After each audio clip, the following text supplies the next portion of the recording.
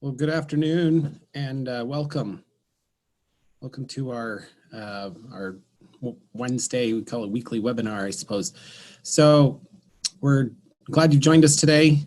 Today we're going to be talking about it's Localscape University. It's all the in-depth detail about how to create a Localscapes. We did want to just mention a couple things on our sign up, our promotional type stuff. We didn't specify the duration of these classes. This Localscape University is actually typically an in-class 3-hour class. We're going to try to condense that down today, so it'll probably be anywhere from an hour and a half to 2. We are recording this. The recording will be posted on our website. And so if you can't stay for all of it, you miss part of it, you can go back and review and watch any of the portion of the class that you miss. So feel free to do that. We also wanted to let you know that our learning garden is open to the public. I mean, we would encourage good social distancing or whatever you need to do. The garden doesn't have a lot of visitation right now. It's beautiful right now with the spring flowering, shrubs, trees, so forth. So it's a great time to come and check out the garden, get some ideas for your yard. We've also just finished a new building, and the new landscaping is just done with that. So if you don't know about the garden or you've never been there, now's a great time to go check it out. There's still a few things getting tidied up, but a great time to do that. So without going into too much detail, just to let you know, we still have some classes coming up that we have currently scheduled online for May. We'll be lining up classes for online in June. We'll probably not be able to continue to do regular in-house type classes through June, just like we're doing now. So we'll get those all lined up for the online classes for June and get those posted so you can get registered for those. So today, Janice, Terry, and myself, David Rice. Janice is our garden lead. I oversee the conservation programs at Weaver Basin. We'll kind of be team teaching this course today, taking turns with different sections. As she's instructing, I'll be answering questions, and as I'm instructing, she'll be answering questions. If you have questions on your Zoom control panel, there's a Q&A.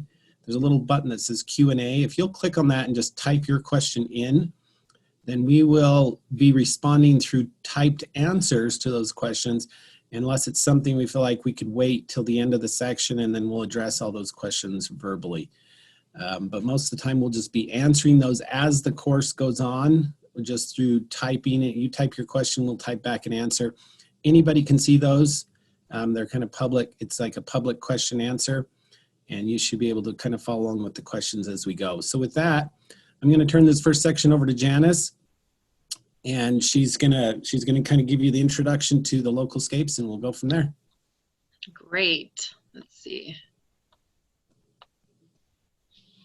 Perfect. So the first section to this Localscapes University is all about Janice, how to create. Janice, we can't hear you. Oh shoot. Are you muted? No? Nope.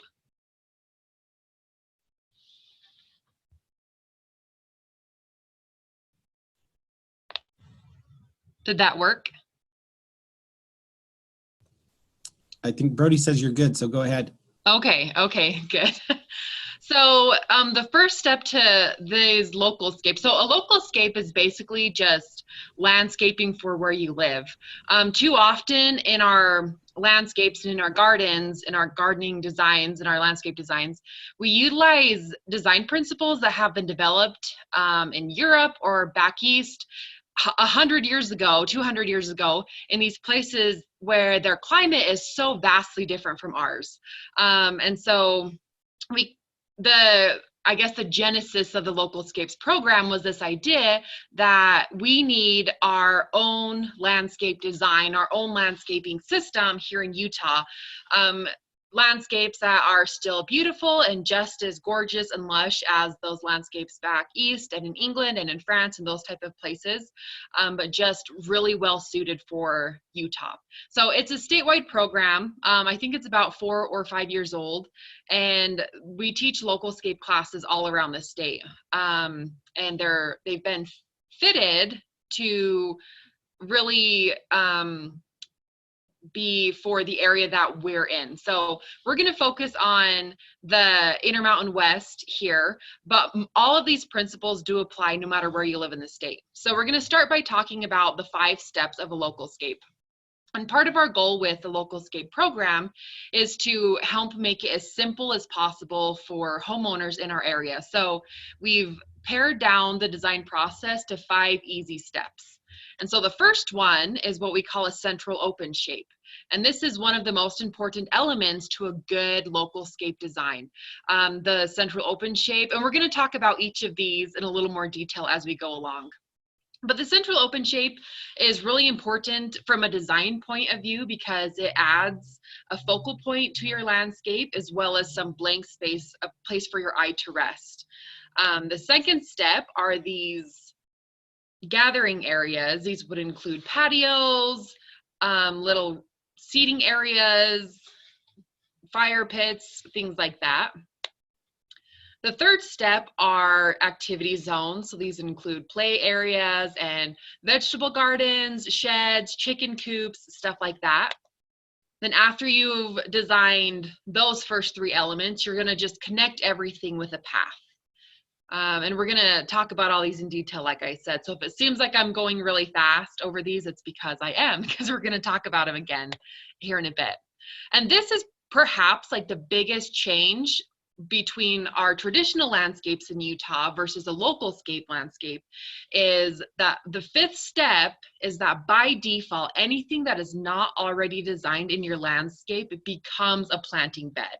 And that's opposite to how landscapes have been designed in the past, where everything is lawn, right? And then we start chiseling out a piece of lawn here and say, I want a flower bed, and over here I want a play area for my kids, and over here I want my vegetable garden. And we chisel out these areas out of our turf, and then we're left with these really awkward turf areas. And they're really difficult to irrigate. One of the biggest changes between, one of the biggest elements that we have to think about as we're thinking about changing our landscaping habits from back east, those traditional landscapes, to a Utah-friendly landscape, is we really have to think about irrigation. And if your irrigation system is not efficiently covering the space it's supposed to be irrigating, you will get dry spots. And we'll talk a little bit about that as we go. So in this Localscapes University, these are the things that we're going to be learning. We're going to talk about how to create a base map to do your design on, and that's very important. And the second step, or the second thing we're going to be learning, are those 5 elements of a localscape design. And really, if you have a good base map, which we're going to talk about, designing those 5 elements is typically pretty simple. And then the third thing we're going to learn about is plant selection basics. So we never really get into specific plants in these classes, because sometimes we find that if we share like I think you should have a red maple tree in this specific area, then you go to your land or your nursery and they don't have that specific tree. A lot of people kind of get caught off guard and don't know what to do, when really if we say you need a medium-sized shade tree right there in that area of your landscape, you can go to the nursery, ask them about medium-sized shade trees. They're going to show you 5 different options, and then you pick the one that you like the best, that works best for your yard. And then we're going to talk about maintenance at the very end, which Dave is going to talk about that.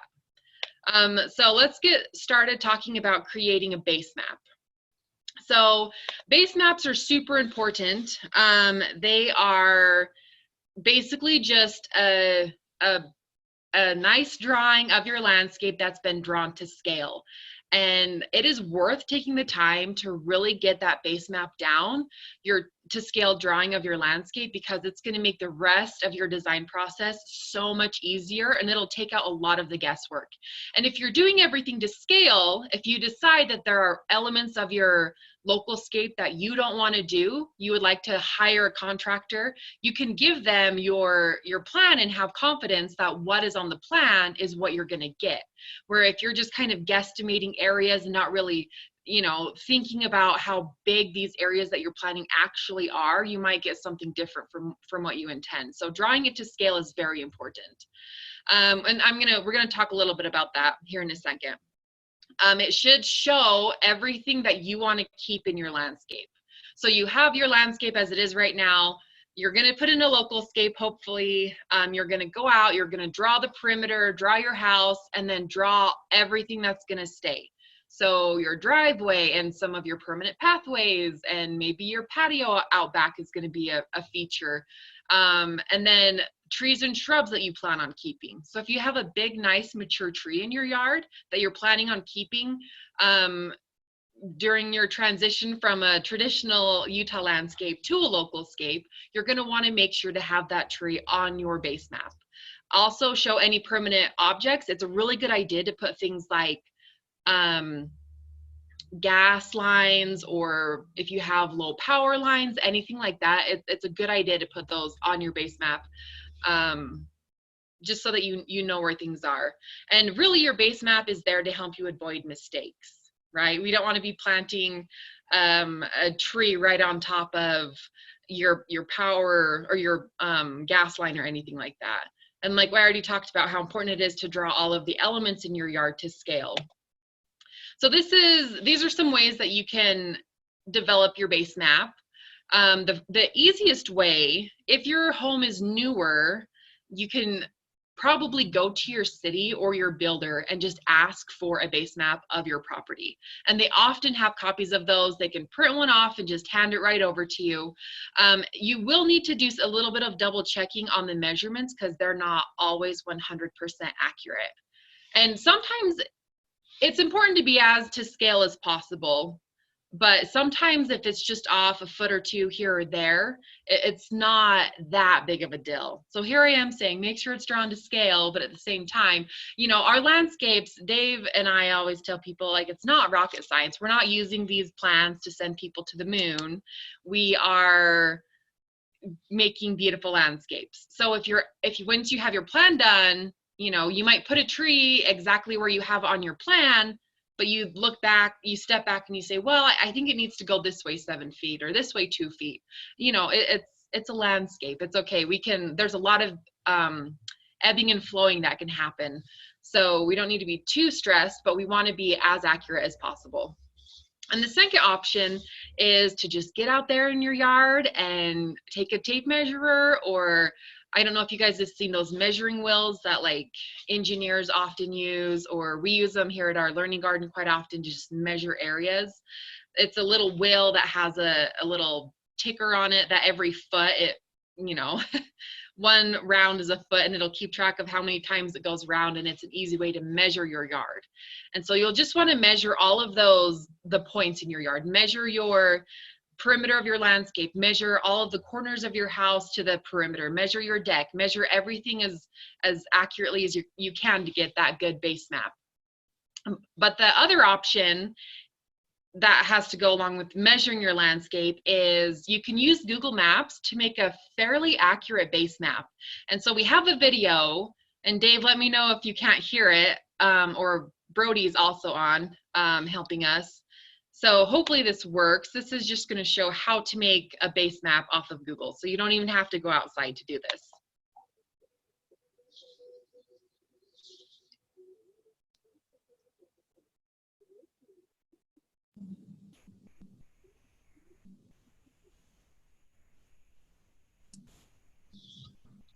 I don't think we're hearing it, Janice. Shoot, can you see the video though? Yeah, but it's pausing. Maybe it needs a little buffering to load. Okay, hold on. Oh, you know what? These rarely ever work. Sharing sound over Zoom is not an easy thing to do. So hold on, Brody's texting me to let me know. Let's see.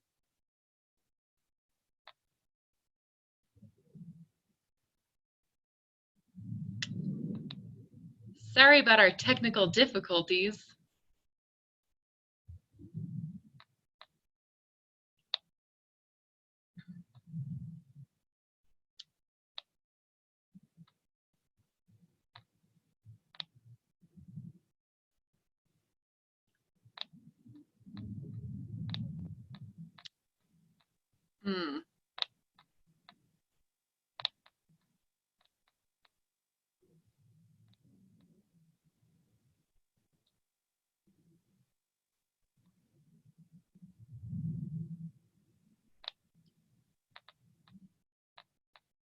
Okay, well, we might just have to skip the video and then go back and watch it. But basically, you can get on Google Maps and you can measure the perimeter, print out a copy of your Google Maps image. And I know that me explaining is probably not the best, but you can get on Google Maps and you can use their little measure distance features and measure all the corners of your property, measure to your house, and it's pretty accurate within just a couple of feet. So this video is going to be posted on our website on this presentation, so just get online and watch it if you'd like to use that method. I've used it before, super convenient. We'll just scoot on over to the next slide here really quick.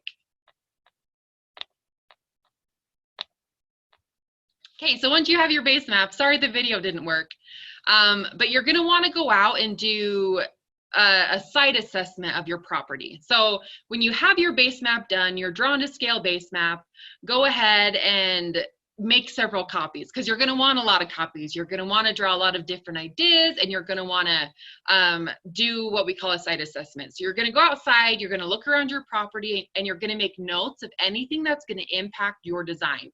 So maybe you have neighbors that use their yard as a junk yard. We've seen those, right? And you want to block that view. Make a note about that and say, there's a bad view on this side of my house. Or maybe you have a gorgeous view of the mountains that you'd like to preserve. So make a note about that, so you don't accidentally plant in a big shade tree.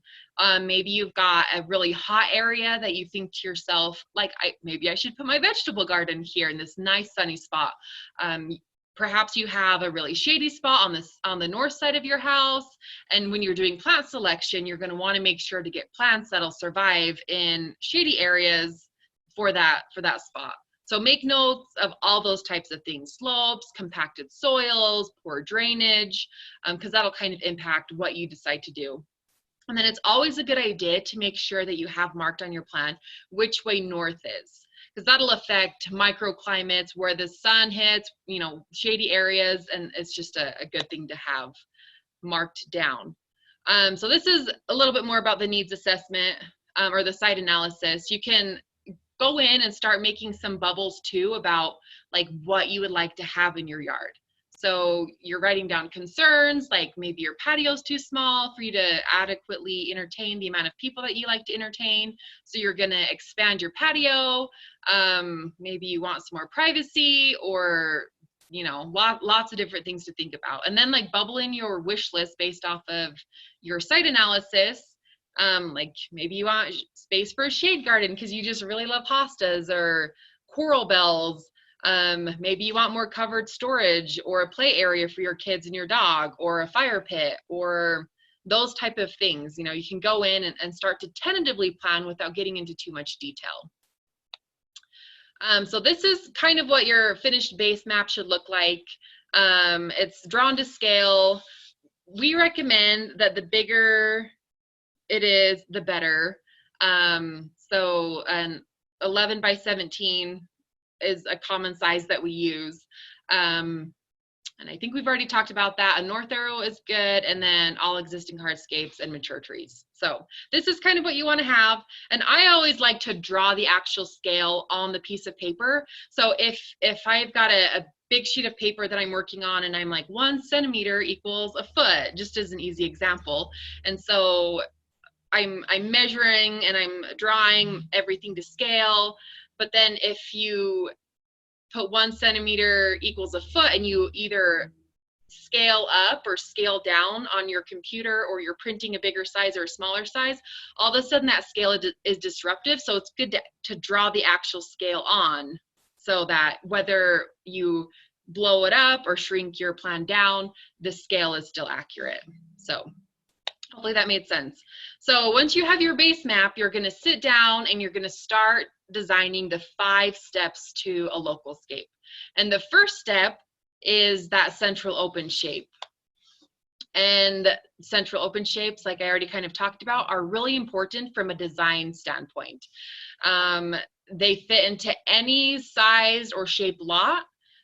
So we've got some different examples. Just the nice rectangular lot, that's pretty easy, right? You can just do whatever you want with it, and it always seems to work out. Corner lots, they work just fine too, or odd shaped lots. Some of us have those weird diamond shaped cul-de-sac lots that can sometimes feel a little tricky to design in. You can add those open shapes even in those oddly shaped landscapes.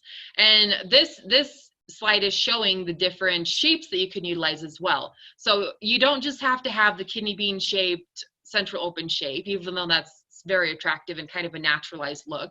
But if you're really into sharp corners and squares, that looks great as well.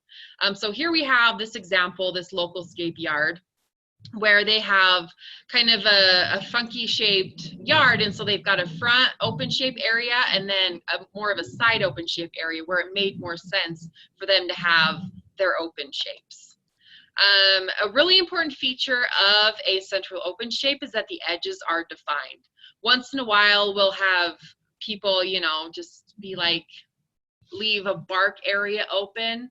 And from a design standpoint, it doesn't look that good. So it's important to have defined edges. This image on the left-hand side is one of my favorite designs ever, where this person has done a central open shape on, they have a corner lot, and it was just kind of like a weird shaped lot to put a central open shape directly in front of the house. And so they did it off to the side, and they used these gray bricks to make that. And they've used low growing perennials all the way around that central open shape, which gives it a feeling of being lush, even though it's not a plant or a plant open shape like lawn or ground cover or anything like that. So contrasting is always a good idea, and using permanent materials. So contrasting is just going to help it look so much better if you have some kind of contrasting material as your central open shape, as grass to gravel, or like those pavers to the mulch, these flagstones to the gravel and the mulch. It's just a really good design thing to do. So here we have some different options for central open shapes. There are a surprisingly large amount of ground covers that you can use in place of turf. And we don't hate turf here at the Water District. I don't think that we'd say it was our favorite plant of all time. I like turf in my own yard, but it does require a lot more water to stay green versus other plant materials. So if you're like, look, I'm never gonna play outside, I'm not gonna encourage my kids to play out front on the lawn, and I don't wanna utilize all of my water to keep my grass green, are there better options? Yes, there are. And so you can get online. Butterfield's Ground Cover is a local company, and they have so many good ground cover options. And I don't know if they sell directly to the public, but you can get on and look at all the different ground covers that are available, and a lot of them are awesome turf replacements that require less water, that don't need to be mowed. Some of them flower and look great, like this red thyme that we've got in that picture, that purple plant. So lots of great options. Some of them even can handle more foot traffic than our regular Kentucky bluegrass can. You can use all kinds of hard materials in the front, or not the front, the top right-hand corner of this screen. We have this adorable courtyard that someone has made that kind of is both the gathering area as well as the central open shape. And that's one of my favorite designs. Like if you look at the house is like your very typical 1970s square brick, you know, farm rambler type house. And it doesn't have a lot of architectural interest, but someone has created a lot of architectural interest by putting in this hardscape central open shape, and it looks amazing. You could use gravel as well, like the bottom left-hand picture is showing, and it can look very attractive. Or you can choose to use lawn. Lawn is really awesome. It creates a very lush feeling to the yard. It's a soft plant material to play on and stuff like that. So it definitely has its place in our landscapes. So here are some other options for ground covers. Two of the really common ones that we see used to replace lawn as a central open shape are times. Times are very popular for sunny areas, and they come in a lot of different colors and shades. So here we've got your regular thyme along with I think the red thyme is the pink flowering one. But you can get woolly thyme. It comes in kind of a yellowish hue. Mix it up and put them all together. That'd be kind of pretty, I think. But they require a lot of sun. And then on the right-hand side, we've got this Veronica, which is great for shady areas. And when it blooms, it gets this flush of blue flowers. But when it's done blooming, it's just a short, dense mat of really pretty, deep, dark green. So it almost looks like, if you were to look at it from a ways away, it looks like lawn without having to have lawn, which is nice. Pavers, like we already kind of talked about, are a great option. They can really make a bold statement. The one thing I would advise you to do if you're going to use pavers or brick or anything like that is make sure that you're designing that area large enough so that it makes a statement. A lot of us, are strapped for cash, and so we want to do things on a budget, and bricks and pavers can be kind of expensive compared to putting down turf, but they look so good in the landscape. They're this awesome permanent feature, but you just have to remember when you're planning in your budget, that those areas need to be large enough to be a proper central open shape. Kind of a little thing that I learned recently, Dave and I went down to Amcor to look at some things for the Learning Garden, Amcor in North Salt Lake. They have clearance pallets of bricks and pavers for like $100 a pallet.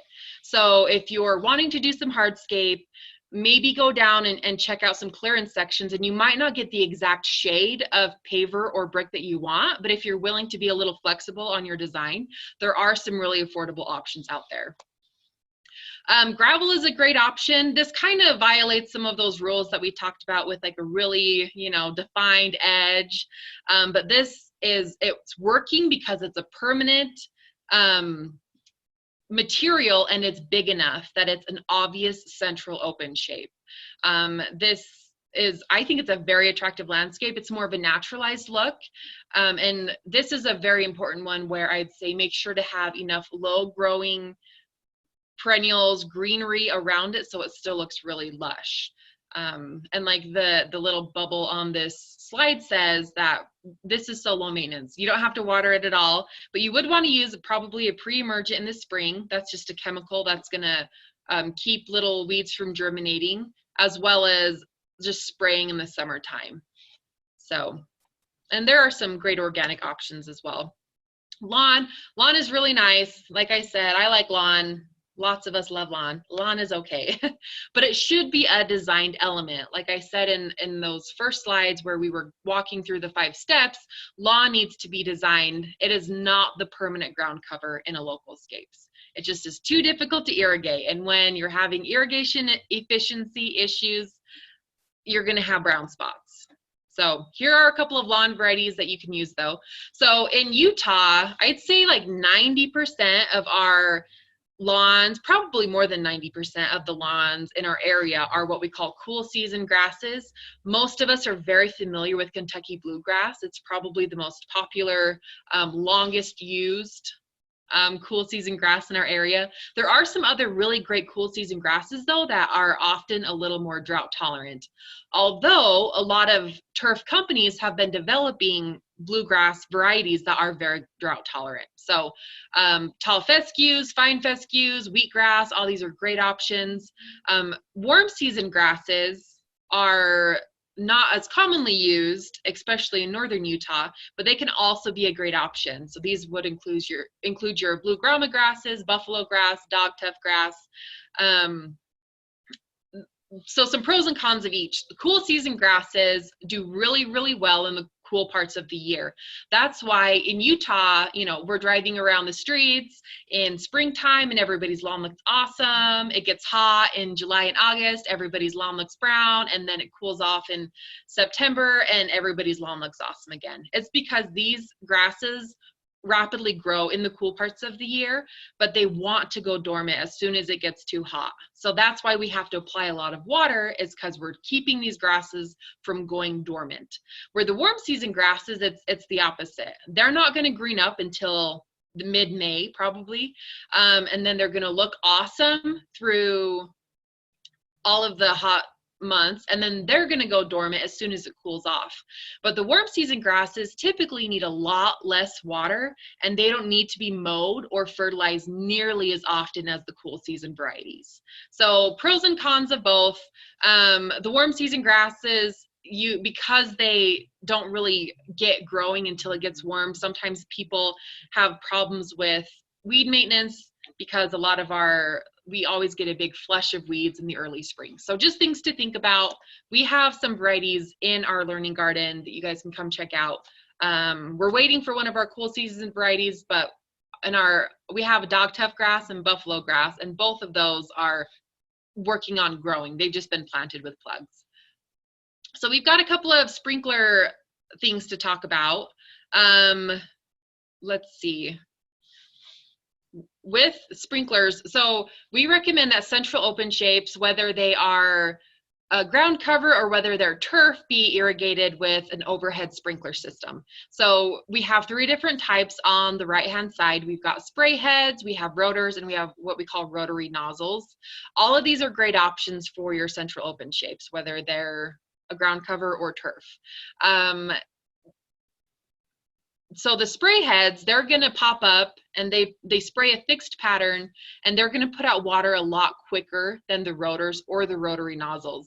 So the rotors and the rotary nozzles, they put down water a lot slower, but they're often more efficient.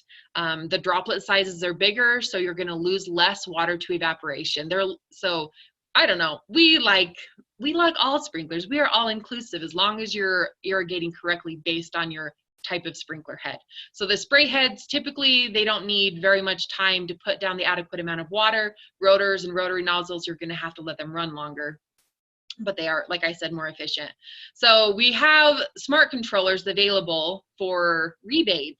Smart controllers are really cool because you put them up in place of your old controller, and then they connect to the internet, and they'll connect to weather stations, whatever your closest weather station is, it'll connect to, and it'll automatically adjust your sprinklers based on the weather. So you don't have to try and remember, oh, it's May, I should only be watering once or twice a week, but in June, I'm going to want to bump that up. You don't have to remember that. You don't have to think about it. The smart controller will do it for you. And then those are going to attach to valves, which are then going to go out to your different zones. And I think Dave is going to talk more about irrigation in the maintenance portion, so I'm not going to get too much into this. Some really important things to think about, though, is to use only one type of head per zone. Like I said, the spray heads put out a lot more water per hour than the rotary type heads. So if you have a zone where you've got spray heads as well as the rotary kind, one area of your yard or of that zone is going to get very overwatered, or the other is going to get very underwatered.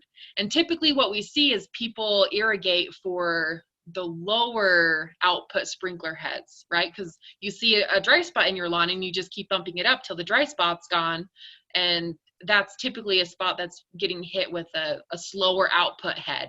So it's really important that one zone has one type of sprinkler head. Rotary nozzles are probably the most recommended. Like I said, less evaporation loss, and they're just like the pattern that they use to put down the water is pretty efficient.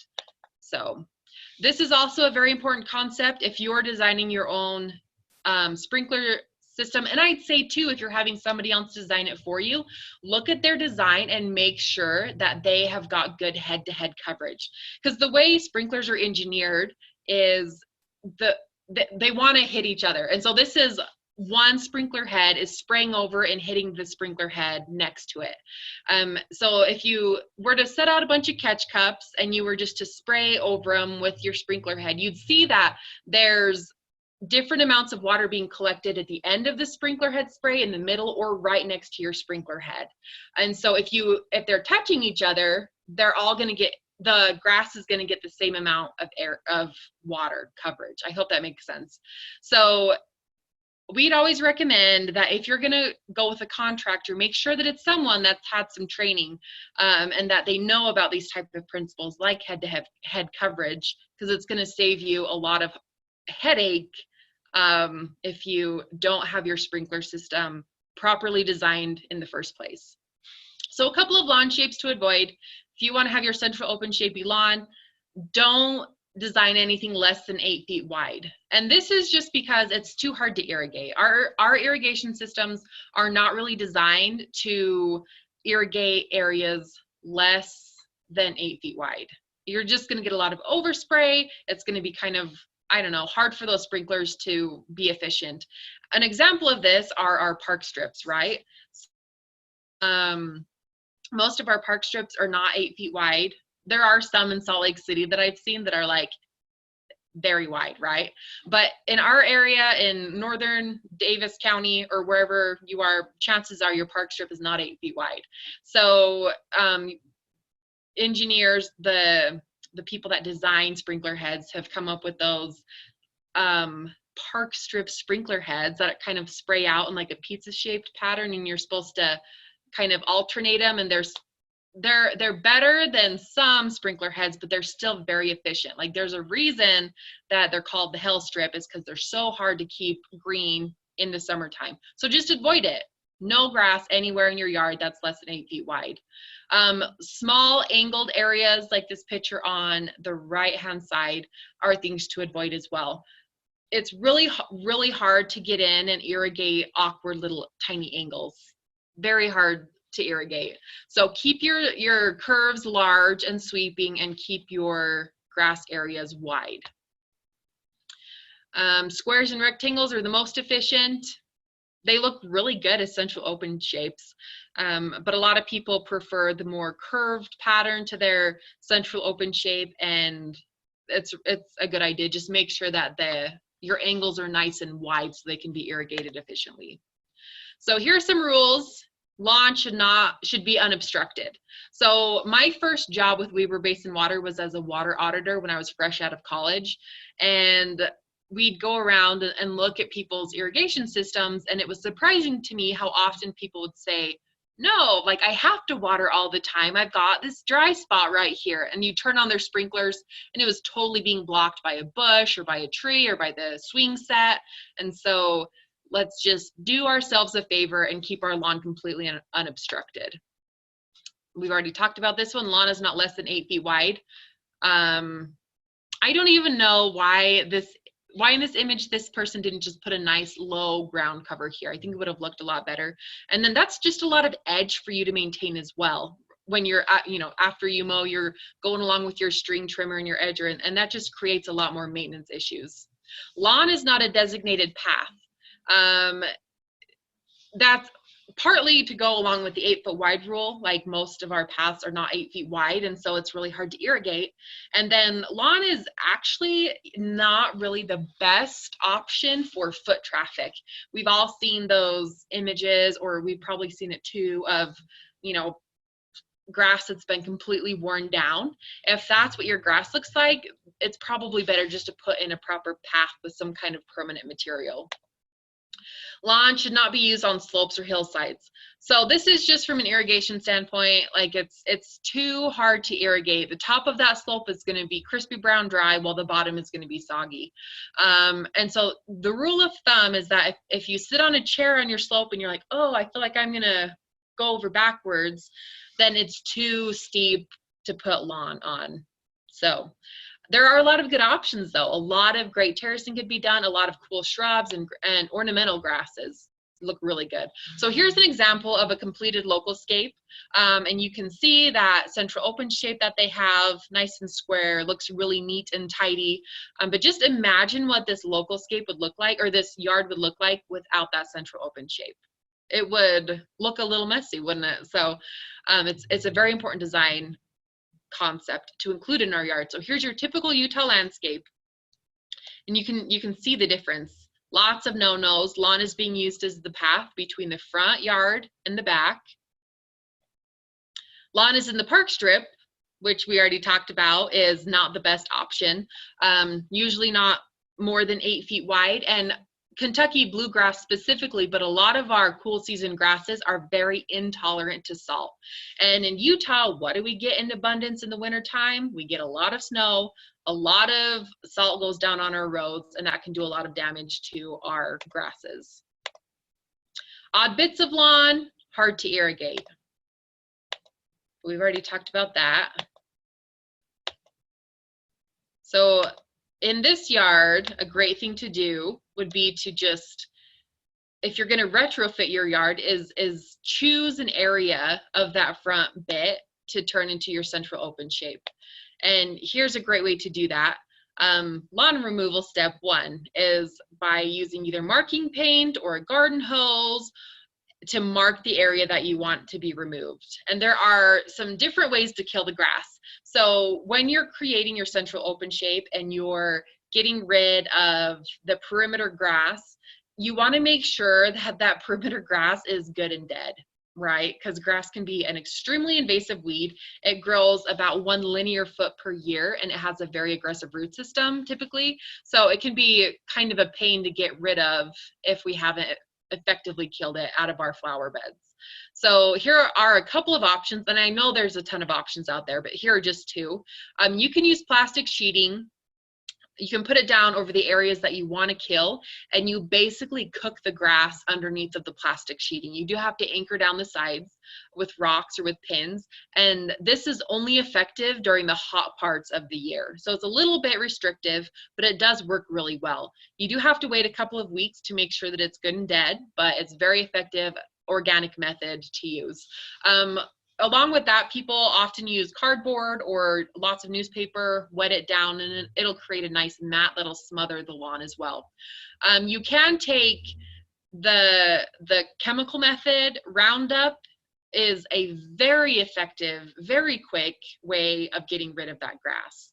So you mark it out where you want to take out the grass with some kind of marker, you know, that paint or an old hose, and then you can go and work what you don't want with Roundup, and in a couple weeks you can start planting.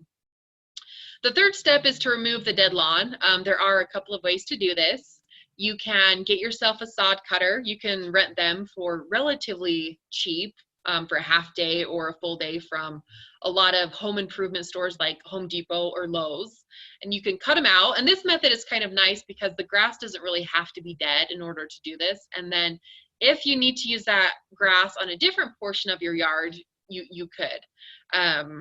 But yeah, so that's a great method, cutting it out with a sod cutter. Once the grass is dead, you can till it in, or you can do it the old shovel method, right? And just lift it out yourself. Maybe like pay off a couple of neighborhood kids to do it for you. But you oftentimes, as you're retrofitting your yard, you'll need to move some sprinkler heads. So you can see in this example, these people, they've killed off a good chunk of their existing lawn, and they've had to move a couple of the sprinkler heads. And this can seem like a really intimidating thing to do, but once you understand how an irrigation system is built underneath ground, I think you'll be more comfortable. So we are going to do an irrigation workshop next week. Next Wednesday, we're going to do an irrigation, all about irrigation. We'll do our best. I'm going to video Dave, and he's going to show you how to put together an irrigation system and how to retrofit your system. So these people, they were not super comfortable with irrigation systems. They did a lot of their retrofit on their own, but they did pay someone to come in and move their sprinklers because they were not super comfortable with it. So were there any questions, Dave, from this first section of either creating a base map or the central open shape? So there were some questions, but we've answered everything that was typed in. So I think we're good to move on to the next section, unless someone else has a question they want to type in right now while we're pulling up the next one.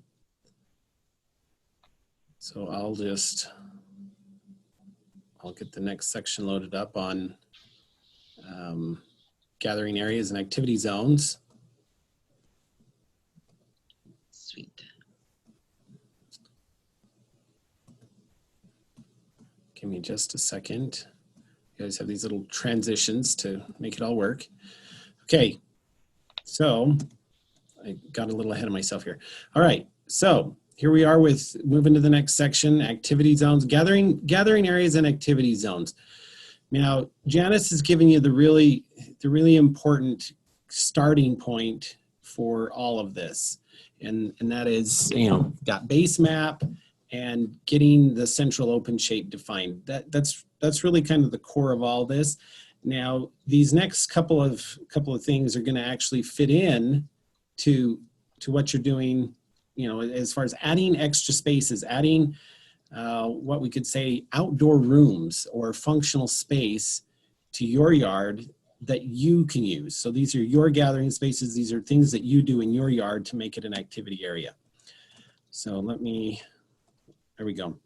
All right, so just like I mentioned, you completed the central open shape, whether it's square, rectangular, or whatever the case may be. So here, I think these little slides are supposed to turn and show you front and backyard, but with this format and how we're doing it, some of the animation doesn't quite work on some of these slides. But if you want to, we'll try to post some things online that might help with that, but it'll turn this little house around.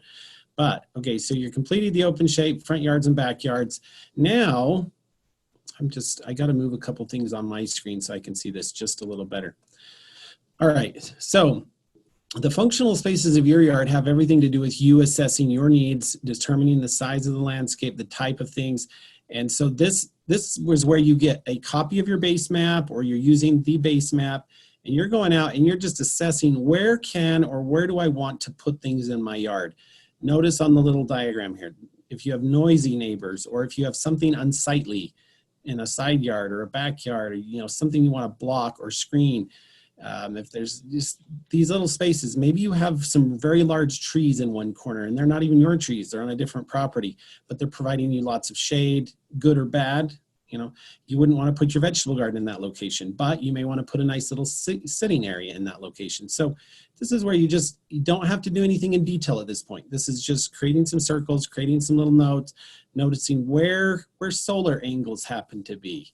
The worst thing is to create this really great gathering space and then realize you don't want to be out there because you're cooking at most of the times when you would want to be sitting out there. So consider all those things, and even looking at the pathways. How will you start to connect these locations? Now at this stage, you're really not thinking fine details. You don't have to draw this into scale. You don't have to do anything.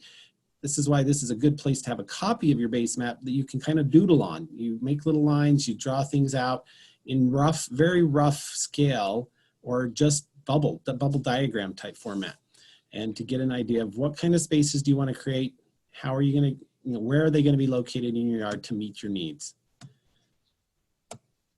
And I keep, for whatever reason, it doesn't want to go. Okay, here's a few pictures of some of the examples of the gathering spaces. Now, Janice talked about a couple of these at the very first, and she showed you a few examples. Gathering spaces really are just an outdoor room. It's where you like to gather.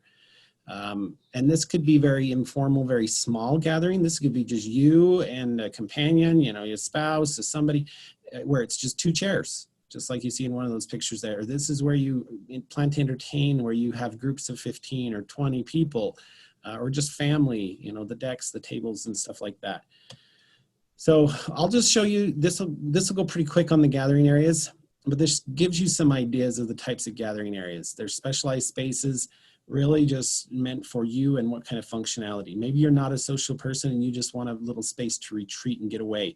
In that case, it doesn't need to be connected to your home. But in some cases, if it's a formal seating area, if it's meant for more dinner, maybe you want that close to the kitchen. You want it really close to access to be able to haul food out, haul dishes in, that kind of stuff. Easy connection, but maybe you want it disconnected. You want to think about if it needs to be covered or uncovered. You can think about gazebos, fire pits. In this case, it looks like pizza ovens, or, there's lots of things that people are doing nowadays to add the functionality and aesthetics in their yard, and then they don't have to go out.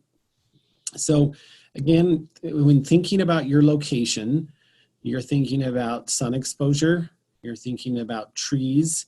Now, if you've got a brand new yard and you're just starting from scratch, this step, actually, this thinking of where they're going to be, you have a lot of ability to create the space, but it may take 5 years before you have the shade you want, or the privacy you want, or any of those things. So it's just considering all those things. Brand new, you've got a completely blank slate. You can put it anywhere and you can create that space, but you need the mature time for plant material. Existing spaces where you have the mature trees, you have retaining walls, you have lots of different stuff, that's where you're going to try to incorporate what you already have to meet the need you're trying to fill. If it's the screening, shade, et cetera, et cetera. Okay, so locations for these, here's a few ideas. Some people love to be out in their front yard. They love to, they're in a neighborhood where it's quite social and people are up and down the street, and they know their neighbors, they're talking all the time. So creating a nice little gathering area in the front yard could be very useful, and they would love that space. Whereas other people are a little bit more private, they would want that space in the backyard. They don't want to see anybody in their front yard. They don't know their neighbors. They live on a busy street, something. So again, just thinking about the ideas of location. Where will you spend time? Where will you enjoy this space? That's where you want to create that space. There's no reason, well, I shouldn't say there's no reason. If you just want a decorative space, then create a decorative space. That's just fine. It won't need water. It won't need maintenance. You can put pavers and do some things. And that's great. But if you really want to invest and have time there, consider where you're really going to spend time before you invest that money and effort into doing it. So material considerations. Now, Janice mentioned some are not going to be comfortable doing this kind of work themselves. It seems a little intimidating and daunting. The costs, the materials, moving that material, it can be very heavy and bulky, whatever the case is, you don't have the ability to do that. So there are contractors that do all of this kind of work. We are trying on Localscapes to compile a certified contractor list. On localscapes.com, there is a link there to several contractors. For Davis and Weber counties, there's fewer on that list right now, but a lot of these contractors do work all along the Wasatch Front, from Cache Valley down into Utah County.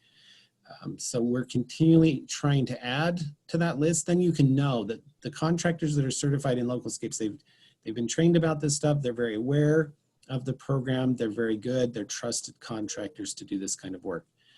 One other thing is, when you're thinking about materials, always think about your usage and frequency. If it's a very informal setting, you don't need necessarily a very hard, permanent, structured flat surface. It could be a looser material, an aggregate material. If it's going to get a lot of use and a lot of traffic, you want something that's probably very flat, fairly smooth, something that a nice four-legged chair can sit on without rocking back and forth, tripping hazards, those kind of things. You'll also want to consider availability. As Janice mentioned, there are some local resources for all kinds of stuff, but if you find a paver that you just love, but it's a special manufactured something, it has to be brought in from California, or it's, a special slate that's, hauled in from some other place of the world, you expect to pay a whole lot of money for that kind of stuff. So if you're a little bit flexible, as Janice mentioned, with your materials, you'll be able to accomplish a lot, both on color and type of material. And then also, everyone's concerned about a budget. One thing, this is just a personal thing, I'm doing a lot of this kind of stuff. I'm creating little spaces in my own yard, and a budget's a big deal. So I'm just phasing these in. I do a little bit at a time, but if you have a plan, you've got your base map, you kind of know where things are going to go. You can easily phase these things in over time. You can create one space, and then a year or two later, you can add another space, or you can do another element. So don't think it has to be done all at once. And even on some of the pavers, sometimes you can bring in the base material and you can prep an area one year, then you can go back and you can put the base or the paver material in the next year if it's a budgetary type issue. So that's always something you can consider. Gathering area materials continued. Here's just a little space that shows an aggregate material. Loose, informal, very not, you don't have to worry about it. Those little chairs will kind of settle in. So these are just ideas and things to consider. Okay, I think this slide was supposed to have a picture here. Use flat, even surfaces to pull chairs in and out, meaning you don't want, like this picture here with the flagstone, it's going to be hard to slide chairs in and out of that. So you'd use more like the concrete, stamped concrete, or pavers for areas that need a flatter surface. And even stamped concrete, depending on the stamp, they can get a little bit bumpy. So be very aware of what needs to be on that surface. If it's a table and you're sliding chairs in and out, you want something that those chairs will slide. They won't get hung up, they won't fall into a crack, any of that kind of stuff. So for calculating materials, a lot of manufacturers have a calculator. There's lots of calculators on the internet to calculate material as far as cubic yards of material, cubic feet, how many pavers you need, concrete you need. This one is just one example, Asphalt Materials Inc. It's an aggregate calculator. If you know the width of the area, the length of the area, and how thick you need the material, it'll give you the total tons, or you can get cubic yards of material. And so in that, you can definitely, sorry, my phone just ringing. You can find out exactly what you need, and then you can go price that. Because local suppliers, if you go in a little bit educated and say, I need so many tons, or I need so many cubic feet of this kind of material. It's bark, it's this crushed gravel, it's something.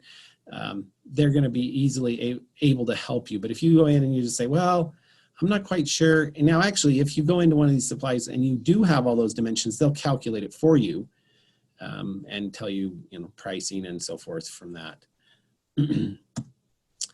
So here's a couple little examples in this model home that we keep showing you.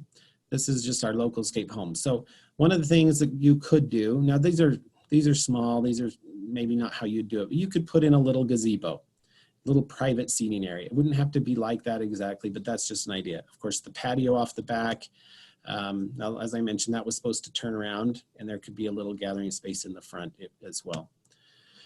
Now, so with that, that kind of summarizes that gathering areas. So gathering areas can get complex. If you have to pour a lot of concrete, some of that's going to require thinking about hiring a contractor. If you know people or have friends that can help you with that, sometimes that step, most of the time, these are permanent outdoor rooms. So they're well thought out. The material is rather permanent. It requires some maintenance, but less maintenance in the long term. And then your plant material, as we get to that planting section, is going to enclose those areas, decorate them, make them the appeal that they will be. But in thinking about these gathering areas, do think about these are structural elements, these are permanent elements, these are extensions to your living space that are going to be very useful for you. And if you find that you really don't want to be out, you don't need a gathering space outside, well, then maybe you consider, if you have a big yard and you just don't love to be in it, maybe consider getting into a patio home or something where you don't have all that space out there that you have to maintain. You're watering it, you're weeding it, you're doing all that kind of stuff.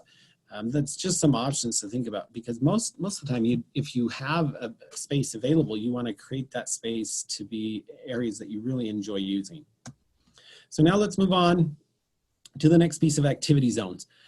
Now, activity zones have everything to do with hobbies, more than anything. Now, some of these things become very permanent, structural, and others are simply, they're just your hobbies.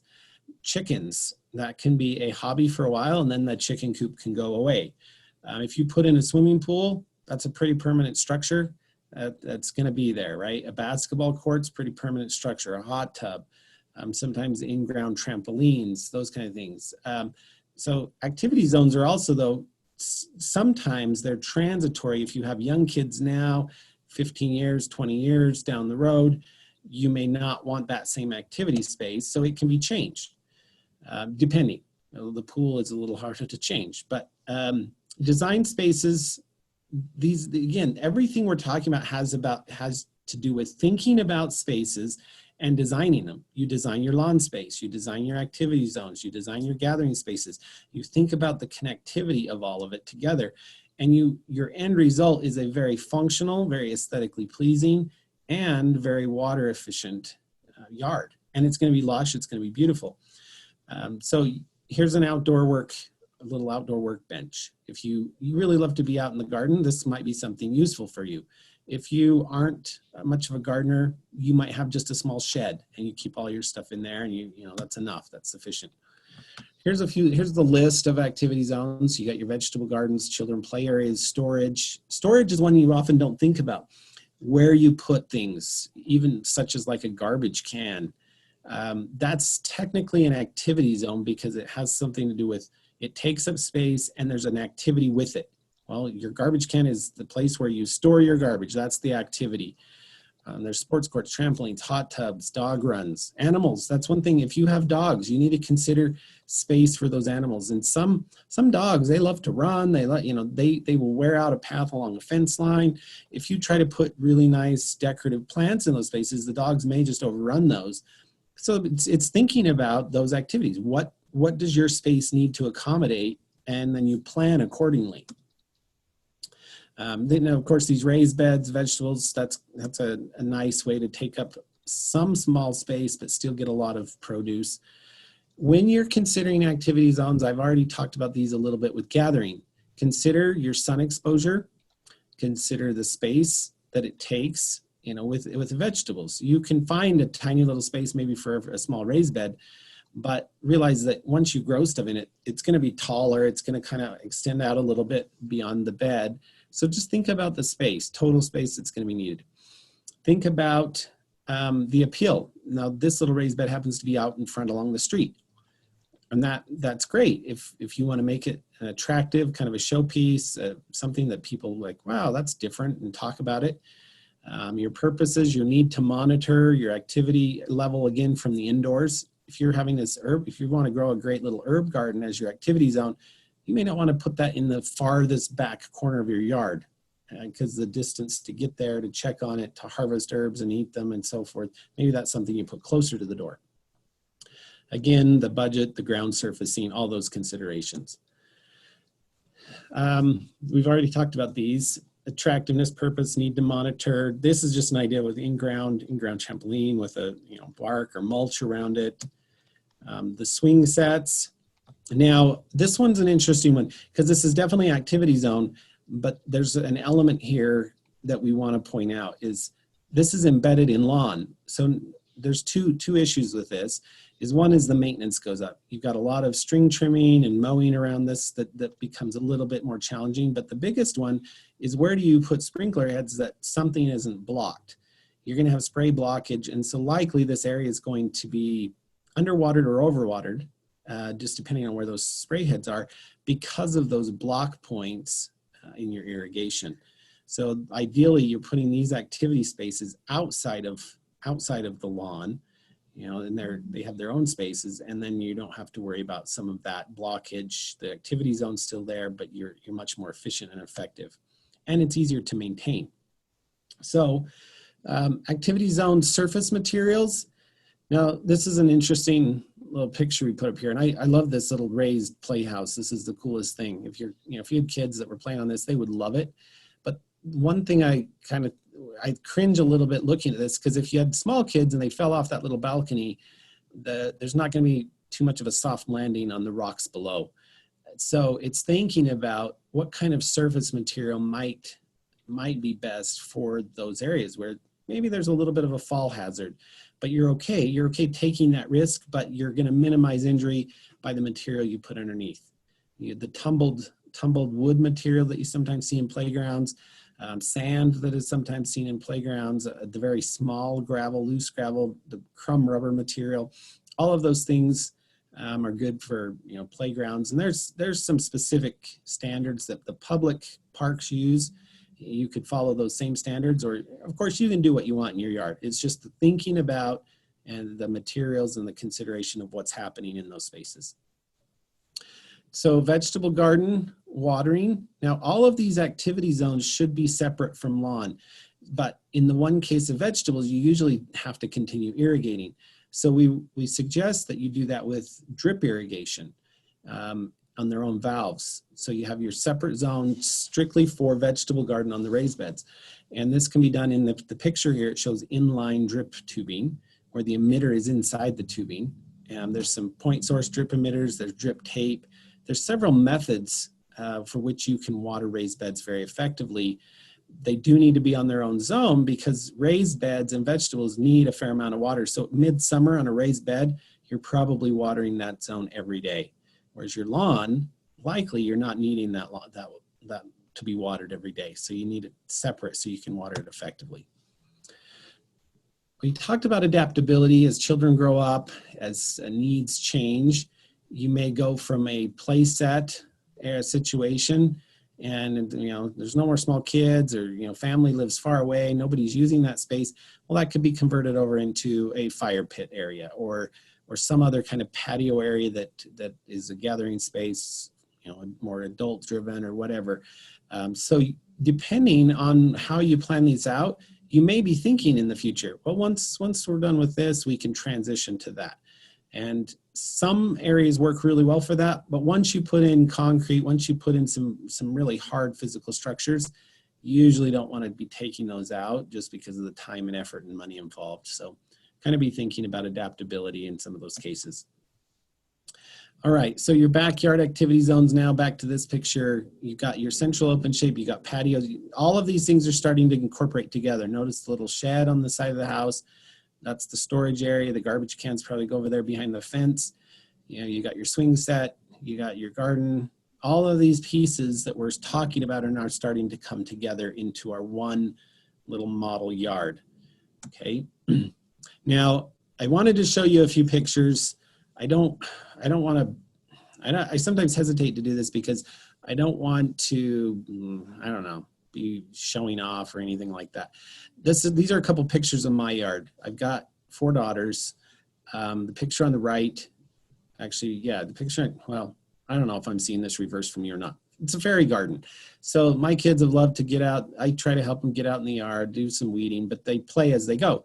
So I've created this little space, and it's an activity zone for them where, it's just something functional, something fun that they can do while they're out playing, doing stuff. As they grow up, they're going to change, and that's just going to be a regular little terraced bed.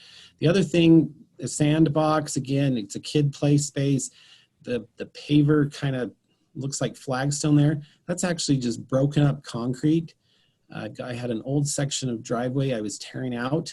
I broke all those pieces with a sledgehammer into what looks like flagstone and just put them in. I put little pea gravel around the edges of it, and it makes a very nice path. It's a bit of work because concrete is usually, 4 inches thick, which required me to dig down, try to get that level and do some work there.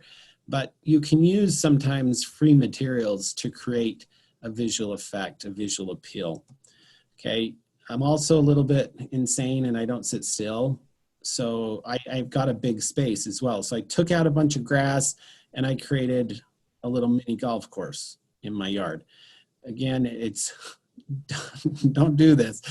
Well, do it if you want it. This took way more time and way more effort. In my head, it was like, oh yeah, I can just do this. This will turn out really cool.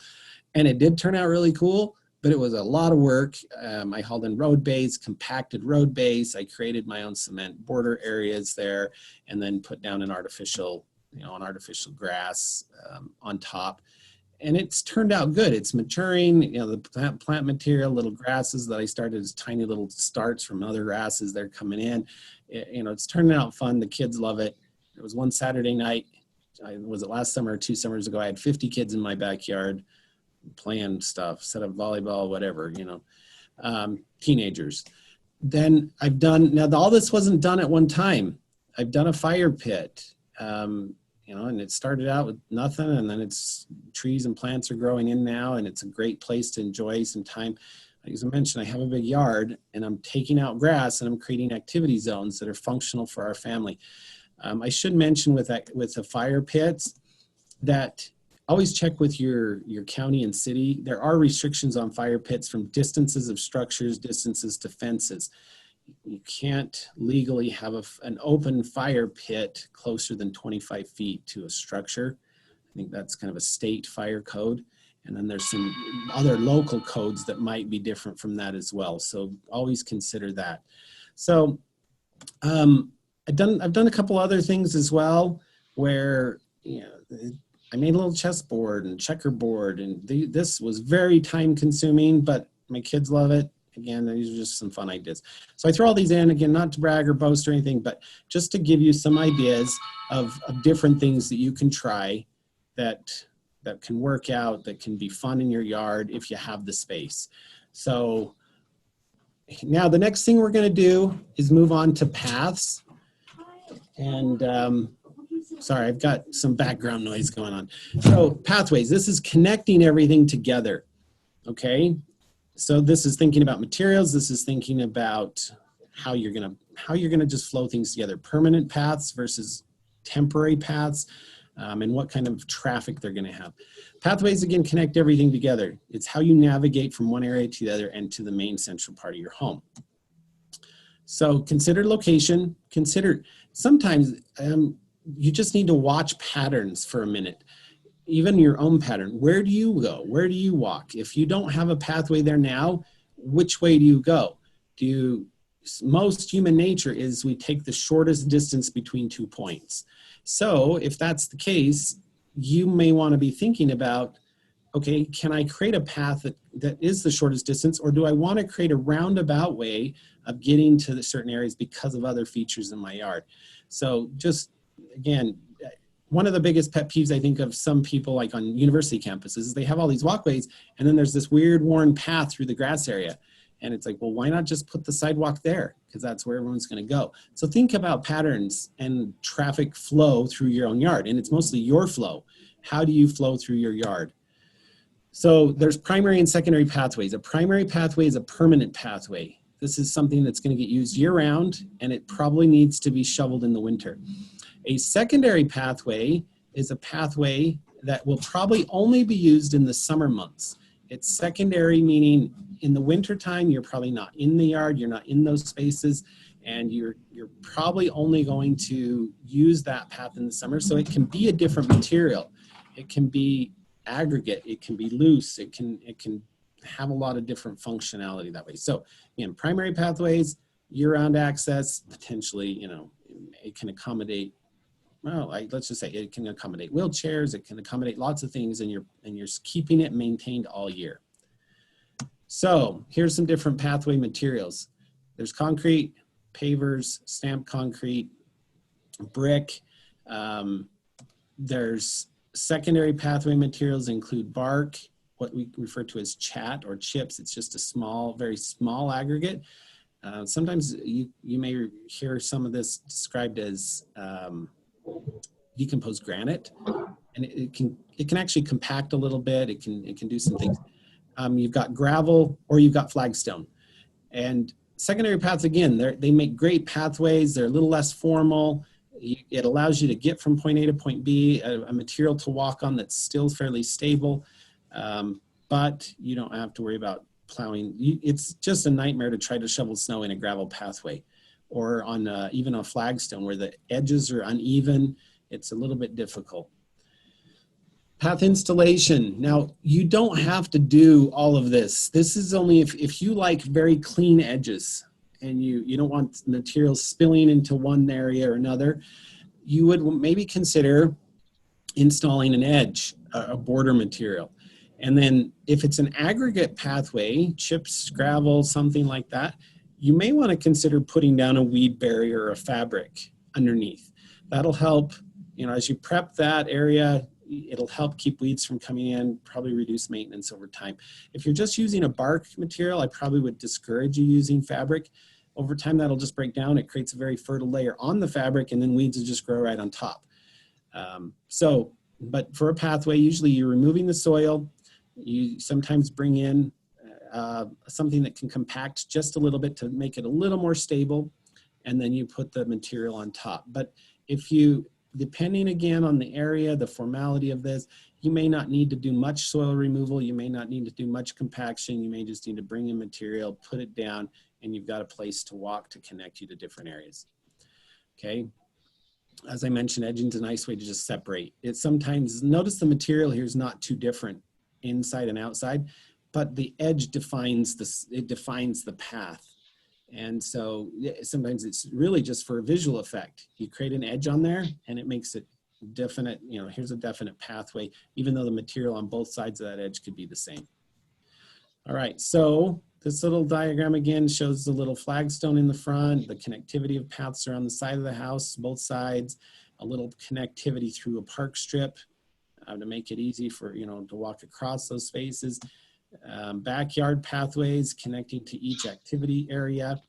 So when you're, again, just as I mentioned before, this is the whole principle and premise of this is that you're creating a landscape that's local. It fits our climate, it fits our adaptation, but more importantly, it fits you. It fits your style, your taste, and your functionality for what you need. And then you're connecting it, all of those areas together. We didn't talk a lot about chicken coops or some of those, but if those things are also incorporated, find an area in your yard where that fits best. You figure out how to access those areas and you go forward. So this little example we keep showing mostly has the play sets and the gardens, but it's anything you like to do. If you're a hobby mechanic and you have a few extra cars always on your lot, well, then that's an activity zone. You can plan a space to have an extra, you have your little shop and you have space where you have a couple extra cars that you're working on. All of those things, whatever it is that you do for activities, you can plan the space and make it a very functional space. So with that, Janice has probably been answering some of these. I guess, did you say something to answer live? Is that? I did choose some because I don't know about some of these products. So Dave is obviously a wizard because you've seen his yard now. He knows what he's doing. But there were a couple of questions about how do you keep the weeds from growing between the concrete, spraying Roundup. Ever thought of using Pavers set? Roundup is a great option. We use it all the time here, but I don't know what Pavers set is. Do you know what Pavers set is, Dave? I think what they're probably referring to is there's a polymeric sand that's often used in pavers, and as you set pavers, you use that material to you brush it, you broom it in, you sometimes use a compactor, it vibrates it into the cracks, and then you use a little bit of water, and what that does is it sets that material, it's a polymer in there, and it sets it, and it's hard. It hardens, it's not concrete hard, but it hardens up. So in a paver area, certainly a polymeric sand helps to reduce weeds and things growing in the cracks. When you have concrete with a crack in the concrete, sometimes that crack, you can't do anything about it. You'll get weeds, you'll get things.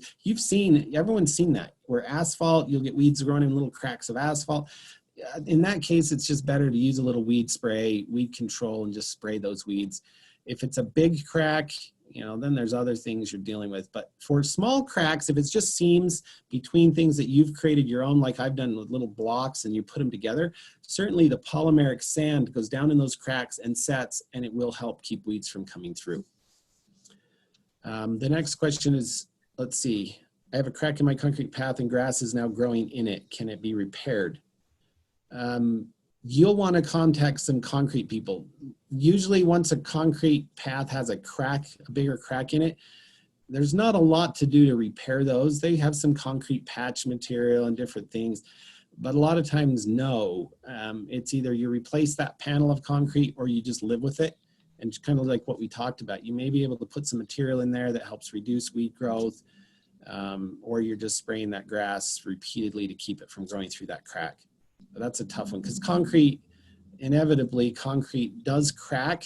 A lot of times they'll put intentional cuts or stress points in concrete so it cracks at that location, and sometimes you don't see the cracks because they're in a cut mark or something, but concrete inevitably will crack. What might be the least expensive type of path gathering material? If you want something permanent, Sometimes you can get some brick pavers that are fairly inexpensive. It depends on your taste and colors and so forth. But as Janice mentioned in her first section about Amcor in North Salt Lake, they're a manufacturer of pavers.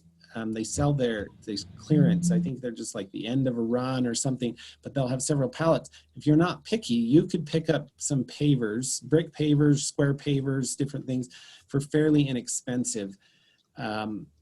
You'd call around and ask about concrete. Flagstone's usually not cheap. It's natural stone and it's usually not cheap, but for something hard, as I showed in the one picture, if you can find access to some broken up old concrete, you could use that, and usually it's free. You could find it free. It's a lot of work, and it's heavy. But pavers, brick pavers might be the cheapest for some new source of materials, just again, depending on the style and the type. Do you want to finish answering these? I just noticed what time it was, Dave. Oh, sure. You want to answer these while I get going on the next section? That would be fine. So we're kind of down to Tommy and then Pete, and then there's a couple more. I'll keep answering these with answers. And yes, Janice, please go ahead and go to the next section for time. Yeah, and if you see a question that you are like, oh, I want to know the answer to that too, you can go back and read through them as well. Yeah. So I'll get moving. I just noticed that we are already an hour and 20 minutes into it. So we're going to go ahead and get moving along and talking about planting beds, which I think planting beds are the best. I think plants are so much fun in that we should all have more plants in our yard. Lots more perennials, lots more color. So here are just some little examples of different planting beds. And your planting bed design is as varied as you are. A lot of it will depend on your own personal preference for style and color and maintenance. There's a lot of different low maintenance options. We'll talk about some low water options. The biggest thing that I can stress when it comes to planting beds is make sure that you are picking the right plant for the right place. And when you do that, you're going to minimize a lot of maintenance and disease and pest issues.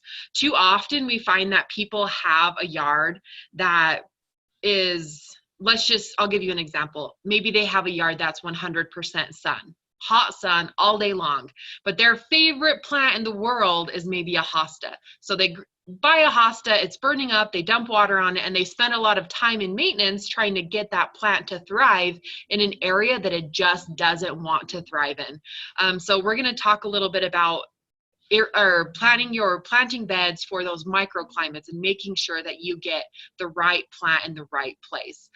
Different plants have evolved to really thrive in different climates, different soils, different moisture levels. So make sure you know what you're dealing with, and you will be very successful with your planting beds. So here's that Localscape house that we've been showing with every step as we go along. The thing to note here, which we've already kind of talked about, is that the planting beds are the default in the design, right? So they're not really designed in that we're not saying here is a planting bed. It's by default, everything that's not a central open shape, an activity zone, a gathering area, or a path just becomes a planting bed. And you can really dictate how much maintenance you're going to spend in your yard by how dense you're going to plant stuff, the type of irrigation that you're going to use. Mulching is really important, which we're going to talk about. And then the amount of hardscape you're going to put into your yard as well. So if you are looking at this and you're like, oh my goodness, Janice, you don't get it. I do not want to be out in my yard spending too much time maintaining it. Maybe some things to do is, on that right-hand side there, put in a basketball hoop and just concrete that all in. And those hardscape areas require virtually almost no maintenance. We've been talking about cracks and weeds and stuff like that. So everything requires a little bit of maintenance, but hardscape areas require so much less than other areas of your yard. So you can really dictate how much time you're going to spend outside. So there are a couple of keys to developing a really stellar, successful planting bed. And the first step to help you be successful is 3 to 4 inches of mulch. You will just be a happy camper if you put down enough mulch in your flower beds, because it is going to really minimize the amount of weeds you're going to have. And I mean like drastically minimize the amount of weeds you're going to have. All plants need three things to thrive, right? They all need light, they all need water, and they all need some kind of nutrient or media. And weeds are exceptionally good at growing in areas that just, it seems like nothing else will grow. But if you can minimize those things between your perennials, you're going to really minimize the amount of weeds you're going to get. You are going to get weeds though, and the best thing you can do for weed management is just be steady with pulling the weeds. If you're out there once a week and you're diligently pulling everything while they're small, you're not going to get into these issues where we see someone has a gorgeous yard but it's just taken over with weeds. If you can be really dedicated and just spend a small amount of time weekly, you're going to not have to spend hours and hours and hours at one time weeding. The next thing that's really going to help you be successful is to irrigate your flower beds with drip irrigation. And we've got several slides on this, so just trust me right now when I say that you're going to want to do drip irrigation. And then the plants, like I said, make sure that you've planted the right plants for the right area, for the right soil, and you will be successful. But we're going to talk about all of these in a little more detail. And we're going to start with talking about mulch materials. So here we have six different types of mulch. I think we can really categorize mulches though in two broad categories as inorganic and organic. And by organic, I'm not talking about grown without pesticides. I'm talking about mulches that are made up of once living things. So these are our bark mulches, or like this shredded mulch like we have down in the bottom left-hand corner, or the composted mulch in the top center. These are all considered organic mulches. Some pros and cons to using organic mulch is they do break down over time, so you do have to replace them every couple of years. And not replace them, you just put on a new top coat. So you'll put down 3 to 4 inches your first year, but then successive years, I don't know, in our garden, in our learning garden, we've got a lot of mulched areas, and we put down mulch every few years. We don't have to put on, but then we don't have to put on 3 to 4 inches, we can just put down 2 or so inches of mulch. It's very good at controlling the weeds. As it breaks down over time, it does gradually incorporate into your soil, and it'll help improve the soil quality, but you do have to replace it. So the other broad category, the inorganic mulches, include these like gravel areas, pebbles, aggregate, all different kinds of stone that you can use. Either the inorganic or the organic will work great.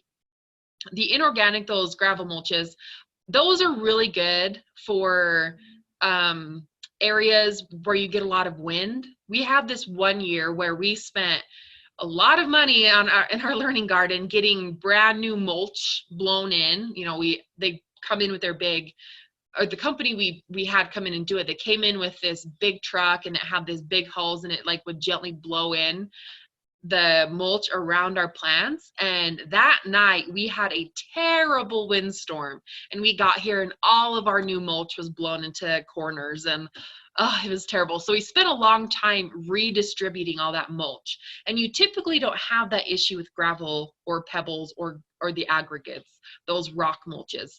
A downside to these rock mulches, from our experience, they are not quite as good at controlling the weeds as the like the bark mulches, but you don't have to replace them. They look really good. And they're a stellar option. Both of these are stellar options. So most of what's going to dictate whether you want to use one type of mulch or the other is just personal preference and what you think looks best. But it's important to know those pros and cons. So like I said, drip irrigation is going to help you be really successful in your flower beds. A few reasons why we want to use drip irrigation. The first thing is that it allows the water to slowly flow to the base of the roots. So you're going to get minimal water waste from using a drip irrigation system. And because you put down mulch, you don't have to water nearly as frequently as you would if you didn't use mulch. That mulch layer really helps keep the moisture sealed into the soil. It really helps with weed control. I've already talked about that. And well, no, I didn't talk about weed control with drip irrigation. So the reason that drip irrigation helps with weed control is because you are delivering the water directly to the base of the plant. Specifically with drip irrigation, you're not watering those areas in between plants, which is going to help minimize the amount of weeds that'll germinate and start growing. The drip irrigation is so much better for your beds than like the below ground pop-up spray heads for your flower beds, is because it's so much easier to install and change. And I'm going to show you some examples of some different drip irrigation, and I'll show you why that's the case. So once again, two broad categories. When it comes to drip, we have inline drip versus point source drip. So inline drip, and we're going to talk about both of these, is where you have one thick tube and it has a hole every so often, and you can buy tubing that has drip every 6 inches, 8 inches, a foot and a half, 2 feet even, depending on what you're planting and the density of your planting. That'll dictate how far apart you want those drip holes to be.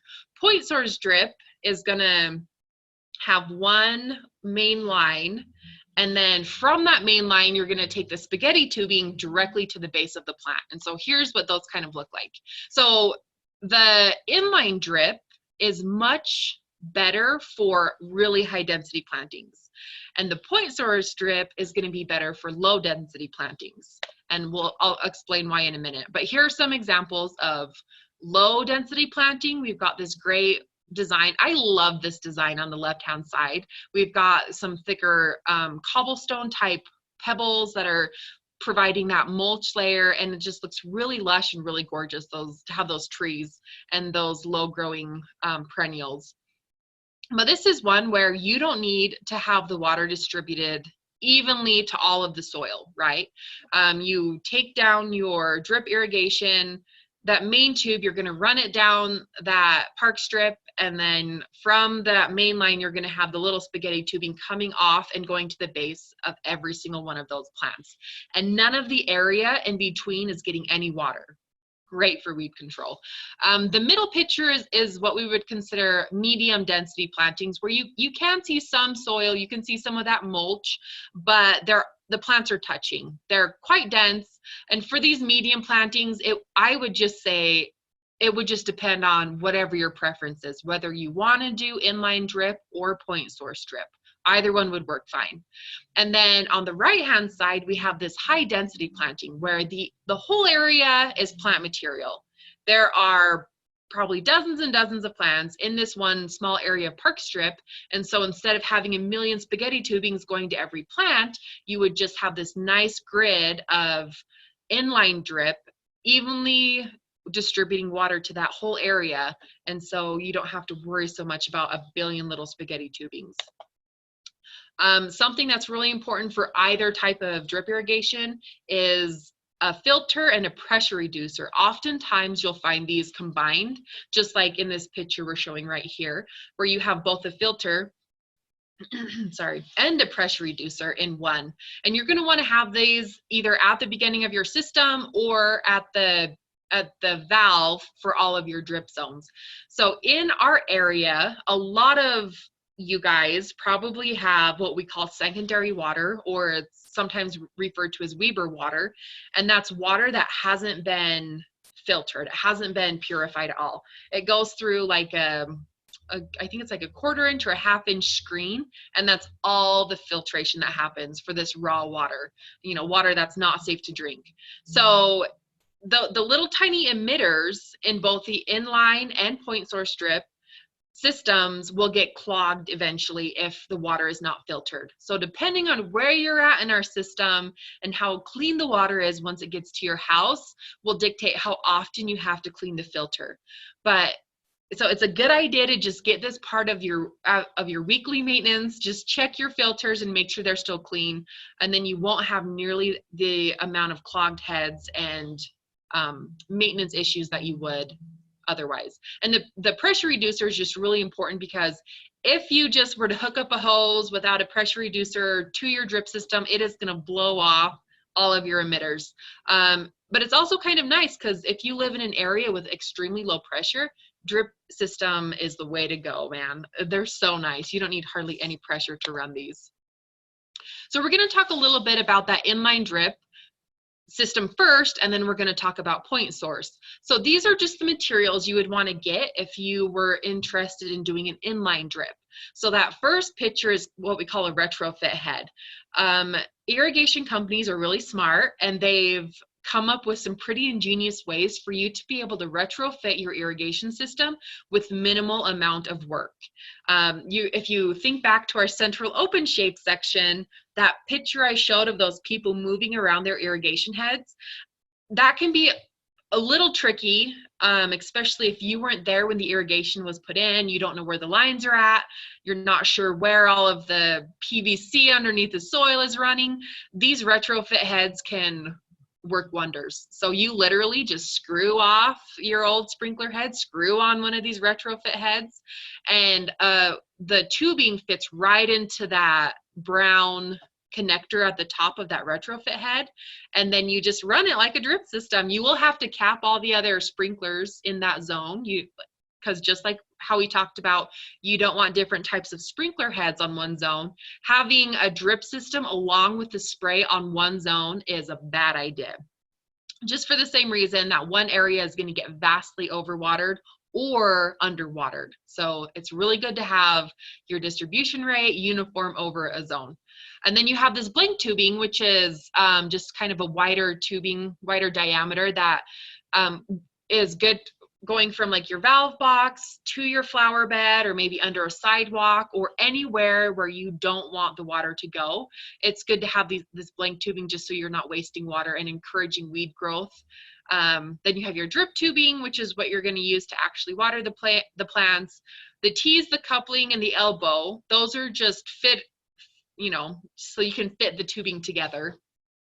These figure 8 line ends, those are just for the end of your tubing to cap it off. They do sell caps that you can use, or you just buy these figure 8 line ends and you just like kink it back on itself, like how you do with your hose when you don't want it to spray. And then you put that figure 8 line end on, and it'll keep the water from just flowing out of the end of your drip tubing.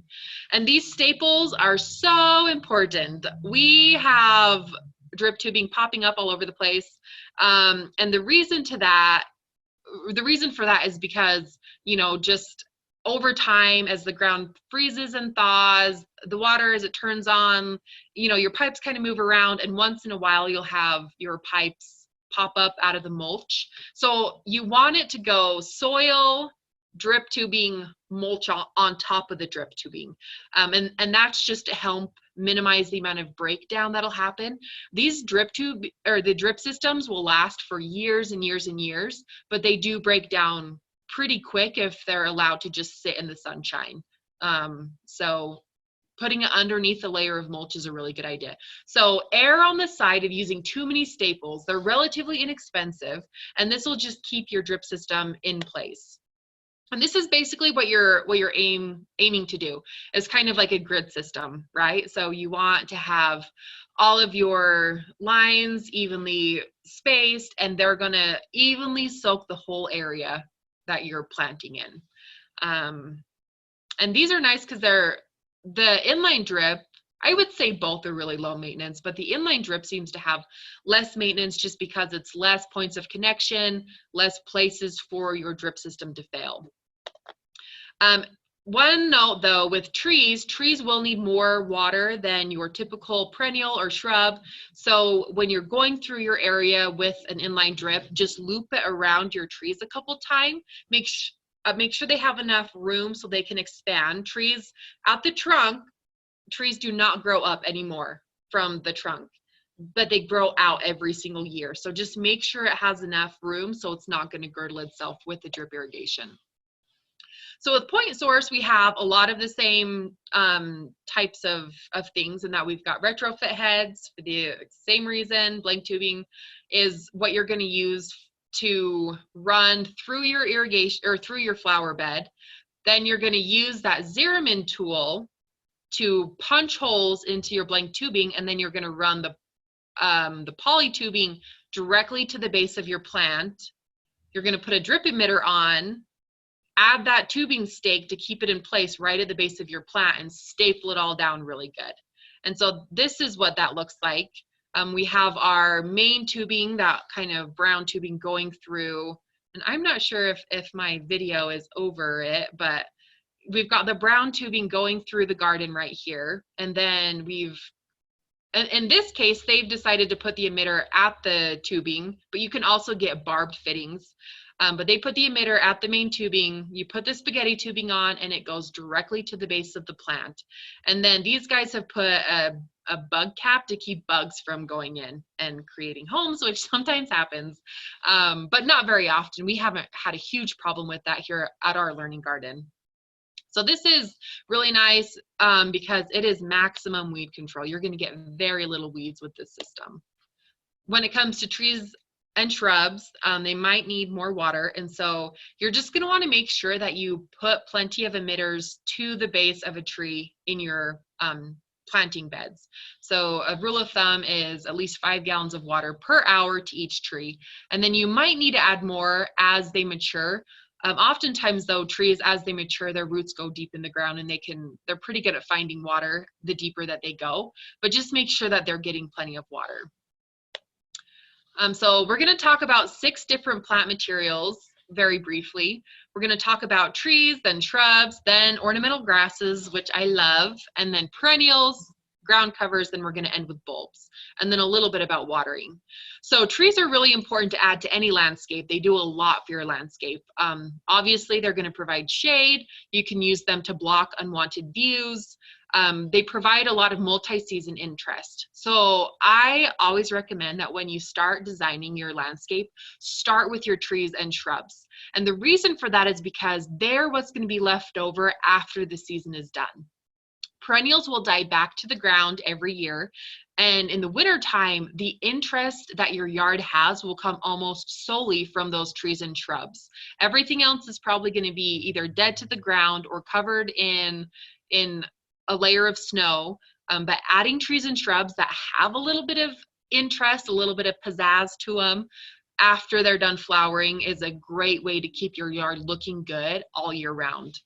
And trees are nice too because they can act as a focal point. There are a lot of really cool, interesting trees out there that you can use as kind of like a cool specimen in your yard. Trees can be extremely energy efficient. This is what we call passive solar, where if you plant a deciduous tree, meaning a tree that'll lose its leaves every single fall, on the south side of your house, if you plant one of these trees on the south side, in the summertime, it's going to provide a lot of shade to your house, so you won't need to spend as much cooling your home. But in the wintertime, it loses all of its leaves to allow the light through, and it's going to help heat up your home and minimize your heating costs. So if your budget is something that you're worried about, or you're just fiscally responsible, adding those deciduous trees to the south side of your home can be a great idea. You can use trees to provide shade for seating areas or activity zones, and the sun exposure is something that's really important to think about during all of the steps of planning your localscapes.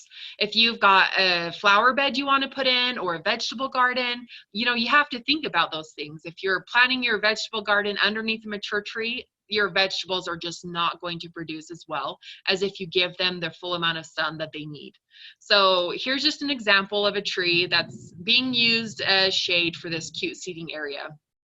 And something else to really think about when it comes to planting your trees is just remember that when you buy your trees and first put them in, they're going to be really small. And the area around them is probably going to be sunnier than when the trees are larger and more mature. So some people worry about that and they're like, well, in a few years, I'll have to swap out my plants. Great, it's an excuse to go to the nursery and buy more plants. One of my favorite things about gardening is that gardens are living things. Sometimes we have areas that change. We might put in a plant that should work. We've done all the research. It seems like the right plant for the right place, and it just isn't successful. Buy something else really cool and put it in its place and just kind of figure out what works good for you and your yard. And they're changing things, and it's a lot of fun. So shrubs are the next thing we're going to talk about. Shrubs are so cool because they are so low maintenance, and they might cost a little bit more than a perennial up front, but you're typically getting a lot of interest and a lot of space in your yard used up per plant. So they're really cool because they can provide a lot of privacy. They can provide that multi-season interest that we've been talking about. And like I said, they're part of the backbone to any good design. So here we have two examples. We have this sea of gold juniper, which I feel like junipers have a little bit of a bad rap, you know, just because they were so overused a couple of decades ago, and we only had a couple of juniper varieties, and they were, you know, everywhere. And so people kind of were like, well, junipers, I don't, you know, all hoity-toity. But plant breeders have come up with some really cool new varieties of junipers. And like this sea of gold juniper is awesome. It keeps that gorgeous yellow color, which is going to be a cool contrast to all of the greenery around it. But it's just kind of illustrating that there are a lot of really cool plants with really cool foliage, with really cool features besides flowers. Like this 9-bark, I think it's a Diablo. My little video's in the way, so I can't really see, but it's really cool because we have a different colored foliage from your standard green, and the bark is really cool. It's called 9-bark because it flakes off over time, so it's continually having that, you know, multi-season interest besides just those flowers that are really pretty. Shrubs are cool because they can define a space. Dave kind of talked about creating rooms when he was talking about seating areas, and they can really be good walls for those areas. Let's see, yeah, that's all we had to say about that. So moving on to ornamental grasses. These are so underutilized in the landscape, I think. They're really cool because they provide a different texture and movement and even sound to your garden. So we have two different varieties. We have, I think it's a little blue stem on the right-hand side. And then we have this alkali saccaton. And look how cool that light is as it comes through those seed heads on that grass. When it comes to good design, you're thinking about uniformity and repetition, you know, but you're also thinking, how can I get as many different textures and how many different types of movement into my yard?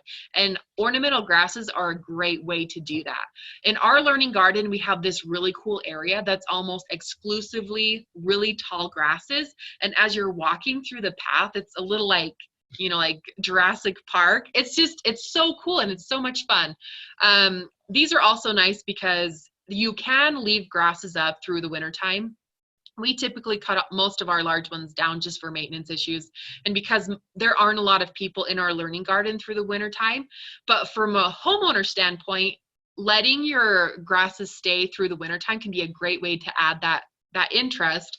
And it's also a great way to feed the birds in the wintertime. They'll often be able to eat those little seed heads through the winter. So we've got just this image showing how trees, shrubs, and ornamental grasses can really create privacy, those small rooms that add a very intimate and welcoming feel to your yard. So here we're moving on to perennials. Sorry, I just need a quick drink of water. So they're really fun because they provide bursts of color. Like when we're thinking flowers, we're typically, or plants, for our landscapes, we're thinking about annuals and perennials. And perennials versus annuals. Annuals complete their life cycle in 1 year. So they're not going to come back after the winter time. Perennials will survive for 2 or more, or 3 or more years. And perennials that are hardy to our climate will come back after the winter time. And perennials, some people prefer annuals because you plant an annual and it'll bloom till fall. Perennials, you plant them and they usually have a shorter bloom window. So the way to have season-long color in your beds is just by careful planning. When you go to the nursery and you're picking out your plants, you're paying attention to the tag and you're saying, okay, I want a third of these plants to bloom in the spring, I want a third of them to bloom in the summer, and I want a third to bloom in the fall. That way you're really gonna have a lot of color throughout the whole season. And they're great because they're great habitats for pollinators. This is just illustrating that you want to plant in layers. Put tall things towards the back, short things towards the front.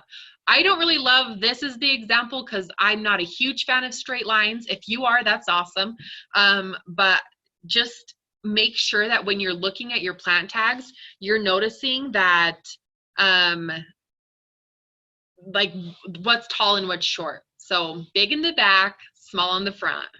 And even if you buy something and you're like, oh, this is a cute little plant, and it says it's gonna get 10 feet tall, put it in the back because it's probably gonna get 10 feet tall. So here we go, annuals versus perennial. We don't recommend mixing them. So the reason annuals are blooming profusely all year round, or not all year round, but through the whole season, is because they typically require a lot more water and a lot more fertilizer than your perennials will ever need.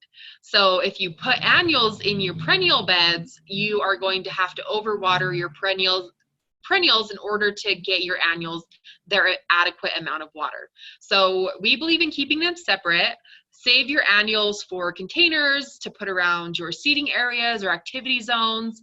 That way you can water them without watering the rest of your perennials, which is going to save a lot on water and a lot on maintenance. And this point that says drip irrigation or drip irrigate containers when possible. If you have the ability to add drip to your containers, it's a great option. That way you're not stressing about them when you're on vacation. You don't have to go out and water them every single day. So we're moving on to ground covers now. There are so many great ground covers that you can use. These are the carpet of the landscape. You can put them between your stepping stones. You can put them at the borders of your flower beds to kind of add a nice lush filling. No need to mow, and for the most part they'll outcompete most of the weeds. You will have to go through and pull out a big dandelion once in a while, but for the most part all of the small really annoying weeds that are hard to stay on top of will be outcompeted by a healthy ground cover. So here we have two different options. We've already talked about the creeping thymes as a potential lawn replacement, and you can see from the color of the picture that there are several different types. In the front, that pink one, that's the red thyme, and then we've got the regular thyme, which is the dark green, lemon thyme, which is the yellow green, and then in the back we have that really kind of gray green, that's woolly thyme. So lots of cool options.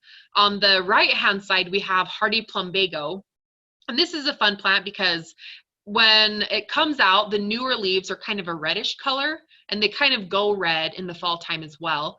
Really dark, gorgeous green foliage, and then these blue flowers that are just so true blue, which is kind of difficult to find in the plant world.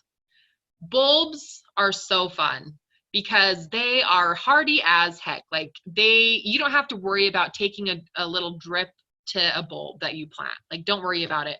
They get all of the water and nutrients that they need without you having to help them along. So you can plant all your perennials and then just fill everything else in with bulbs. They're going to come up year after year. They're going to look amazing, low maintenance, and for the most part, they're very cost effective for what you get. So a little bit about planting times.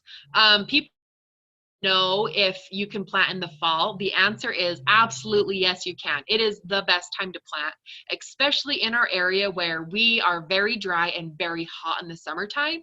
If you plant in the fall, then they're going to get all of the winter time and all of the next spring to get the roots nice and established before they hit the hot part of the year, which is when they're going to struggle the most. So fall is really great. The one downside to planting in the fall is you're going to have a smaller selection than you would in the springtime when everything is fresh at the nurseries. Spring though is also a good time to plant, and the selection is much greater. You're just going to have to really pay attention to irrigation that summer with your spring planted perennials. Oops. And then summer, you can plant during the summertime. Just remember that the plants will struggle to develop a root system, and they'll need to be watered almost every day if the summer's really hot. When it comes to planting trees, I'm not going to go over this because we're a little short on time, but the one big thing to remember is this thing, number 4, is called a root flare. So you've got your tree. At the base of the tree, you've got what we call a root flare, which is where the trunk comes down and it starts to flare out to the roots. That needs to be above the soil line. If you bury that, the bark on that flare is going to rot and your tree is going to die. So too high is better than too deep. Don't cover the root flare. This is really important. Remove the burlap in the cage. Sometimes people plant with the burlap still on it and they think burlap is decomposable. I don't have to take the burlap off. Burlap will not decompose at a fast enough rate and could possibly girdle your trees. So just things to think about. We kind of already talked about this, watering new plants. New plants have really small root systems, and especially if it's like a lot of plant for a small root system, you're going to have to water all the time. Several days a week, sometimes more, especially if you plant in the middle of summertime, you're going to have to hit those almost every single day to make sure they get the appropriate amount of water. But watering established plants, for a kind of rule of thumb, clay soils, you really only should be watering once a week for about an hour. Sandy soils, twice a week for 30 minutes each. We're not going to go over this. It'll be online if you want it. This is just really important. So read the tag, basically, is the moral of this slide, is to know what you're planting, how big it's going to get, what the light requirement is, how much moisture it needs, whether it's an annual versus a perennial, and our hardiness zone. So here we're about a zone 5B, 6A roughly. Go to the USDA. If you Google USDA hardiness zone, the first thing that comes up is a page where you can type in your zip code and it'll pull up your hardiness zone. And so if you get a plant that is not hardy to your region, chances are it's going to die that winter. So let's see. I think that's everything for this slide. Microclimates we've already talked about. That's like in your yard. So we're in a dry desert here in Utah. We're at a specific climate, but based on sun exposure, you can have microclimates in your yard. So that's like the southern part of your house is really hot and dry versus the northern part of your house, which is really cool and wet.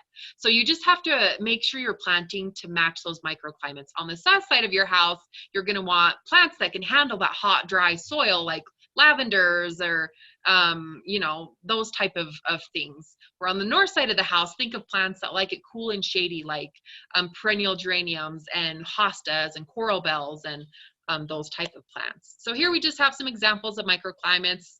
Hot part of the house, picking good plants for it. So full sun is at least 6 hours of good sunlight. That is sunlight between 10 and 6, I'd say. So make sure you're giving them at least 6 hours of good sunlight. Part sun is between 3 to 6 hours. So half day sun, those are probably your part sun plants. And then our shady areas, a lot of people have a hard time gardening in shady areas just because it seems like there's not a big variety, but there is. If you go to a nursery that is really good at having a good selection of perennials like Willard Bay Gardens in Willard or Valley Nursery or J&J, they'll typically have a whole section of shade plants that'll thrive in our area and look amazing. So here we have a completed planting bed. I kind of blazed through that, but we will put this presentation online. If you guys have any questions, let us know.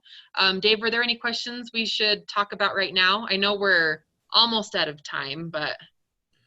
No, well, one just maybe popped in and I'll let you answer that as I get going on the next section. Okay. I think I was able to address most of those. So Perfect. let's do that. I'm going to just open up the next section. We realize some of you may be running out of time. This next section is not too long. We'll get through it quickly. and then you can go back and spend a little more time, hopefully, just looking at things and reviewing, and anyway, get some ideas for yourself. Maintenance is one of those things. It's not real particularly fun to talk about, but it's important to talk about. So we do have this little maintenance section there, because once you create this great space for yourself, the most frustrating thing is that it doesn't, you don't know how to maintain it, you don't know how to keep it up, and it gets out of control. So tree maintenance, of course, is just prune the dead, diseased, and crossing branches early in the spring every year before it leaves out during dormancy.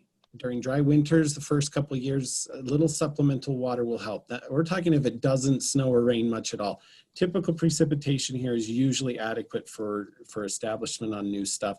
But if we get a drier year, even if your secondary water, of course, is not available, fill up a bucket full of water, 5 gallons or something, go put it on some of your trees, especially evergreens that may struggle. Oops, hit the wrong button. All right, shrub maintenance. Same thing, remove dead branches, remove branches out of the sidewalks, undesirable areas. Shrubs, many of them are more forgiving. You can cut shrubs fairly aggressively and they'll keep growing. Some shrubs can be taken clear to the ground every year if you want to maintain a certain size. Dogwoods are one of those. You can cut them to the ground every single year and they'll grow. Butterfly bush, it'll grow 6 feet in a year, 8 feet in a year. Sometimes you don't have to worry about cutting off dead flowers. It does just help with the sightliness of it. Don't be too concerned. But shrubs are pretty easy on maintenance. Ornamental grasses, even easier. You cut the grasses back once a year. Now that says leave 18 inches of plant above ground. That is a typo. You're cutting these things completely down. You don't need to leave any space. Some say, oh, leave 4 or 5 inches. All of that's dead material. That's not regrowing. It's regrowing from the crown of the plant that's down underground. And that's how those ornamental grasses grow. Some people even burn the tops off when they're dormant in the winter. You don't have to worry too much about that. Cut it as low to the ground as you can on those big ornamental grasses once a year, and they're going to regrow from the crown. Once it gets fairly large in diameter, if it starts to die in the middle, you'll see a little donut of dead in the middle. That means it's ready for that thing to be divided. You can dig up that grass, take off chunks of it, and divide it out so it stays healthier. It gets too crowded in that space. Sometimes we've seen them though, they're 2 feet in diameter before that happens. And so just get ready to divide those perennials the grasses when you start to see that. Now that'll happen in 3, 4, 5 years, depending on the grass. Perennial plant maintenance, of course, is early spring. Use hand pruners to cut the plant back. Some of this can be done in the fall. Same thing, herbaceous material that's dead, cut it all the way to the ground. Some perennials are more woody in nature. You don't want to necessarily cut all those completely down. And some of those only cut them in the spring. If you cut them too hard in the winter, they can get water in there and freeze and kill the crown of the plant. Leave 2 to 3 inches above ground. Again, if it's dead material, just cut it all the way down. You can leave a little bit. If it's already starting to leaf out, by the time you get to it, you can cut it down to those leaves. Just cut off that dead material. And then summer, it's what we call deadheading. You can deadhead plants just once the flower is spent. It's done, the flower is dried up. Some will continue to flower if you deadhead, meaning you trim off all those dead flowers and stems and it'll continue to bloom. It's just a way to keep it tidied up. Some plants you don't need to do that. The spent flowers fall off and it just keeps blooming. Planting bed maintenance. Janice already talked about drip irrigation. We've talked about mulch. 3 to 4 inch layer of mulch helps reduce evaporation from the soil, and it doesn't matter the material. It could be bark, it could be rock. It just helps create a layer between air and soil, so you break that up to reduce the evaporative losses from soil. It keeps soil temperatures moderated as well. Try to avoid soil compaction. Weeds love soil compaction, but other plants don't. So the more compacted the soil is, you tend to struggle with more weed issues and less desirable plant material issues. And the more you disrupt soil, the more chance you have. Every time you disrupt soil, it stirs up. There can be weed seeds sitting dormant. As soon as they get to the right conditions, they'll grow. There can be weed seeds in there for years that all of a sudden grow because you disrupt the soil. So the less you disrupt soil, the better off you'll be on maintenance. Herbicides, we just always say use herbicides cautiously and carefully, always reading the instructions. if you're maintaining properly, you shouldn't have to use a lot of herbicides. You'll do a little bit of hand weeding. But if needed, there are herbicides that are effective for various things. There's not an herbicide to fix every problem. And I've answered a few of those questions for some of you about specific situations. Sometimes it's just hard labor, hand digging, and then trying to figure out, do I use a pre-emergent to help weeds for the future? And how can I help, how can I increase my barrier? Do I need to go deeper? Do I need to do some things? But I would say after you do all the other maintenance steps, your use of herbicide will go down because you won't need, all your other things will be a little easier to deal with. Post-emergent herbicide is like Roundup. Glyphosate is Roundup. Now there's other brand names that use glyphosate. It's just the kill-all for weeds and grass. Be careful around ornamental plants because it'll kill those too. A pre-emergent, which is not on this slide, is a herbicide for seeds that haven't germinated. They'll germinate, they'll hit the pre-emergent, and they'll die before you see them. So there's post-emergent means the weed is already out. Pre-emergent is it's meant for the seedlings that are going to grow. And then of course organic version there's always hand pulling. I've got a few dandelion diggers and I've got a few kids, and so it matches up perfectly. And they're my organic version of weed control. They don't love it, but I try to teach them to love it, and so it works out a little bit. They help. They're not great, but they help with weeds. Nobody loves it, right? Nobody loves weeds. They'd rather do the fun stuff. But if you stay on top of it, you'll have fewer, and it doesn't really become an overbearing thing to get out there. If you have weeds 3 feet tall and everywhere, yes, that's a nightmare. It's overwhelming. But if you just have a handful of weeds and you're just out walking around your garden, you're maintaining your stuff, you're doing that regularly 10 minutes at a time, you can keep things well under control. This is just a picture of an illustration of what happens with weed fabric sometimes. Now this is a perennial plant. This is actually something that was wanted. The hole in the weed fabric was cut very small. As this plant grew and matured, it had nowhere to go, so it started just rooting in through the fabric. So it got all entangled in this fabric, which kind of inhibited growth a little bit, stunts the growth. Ideally, weed fabric has its location under rock and areas like that. But in planter beds with a lot of plant material, you may be better off skipping the weed barrier. Make sure you have a good mulch and, if needed, pre-emergent control. So lawn maintenance, because of the central open shape, lots goes into lawn maintenance. We all kind of think we know lawn maintenance because it's, seems like everybody spends 1 day a week doing lawn maintenance. Ideally you set your mower at the highest height, 3 inches of height or higher. Now 3 inches seems kind of tall. You'll have the natural tendency to want to shorten that.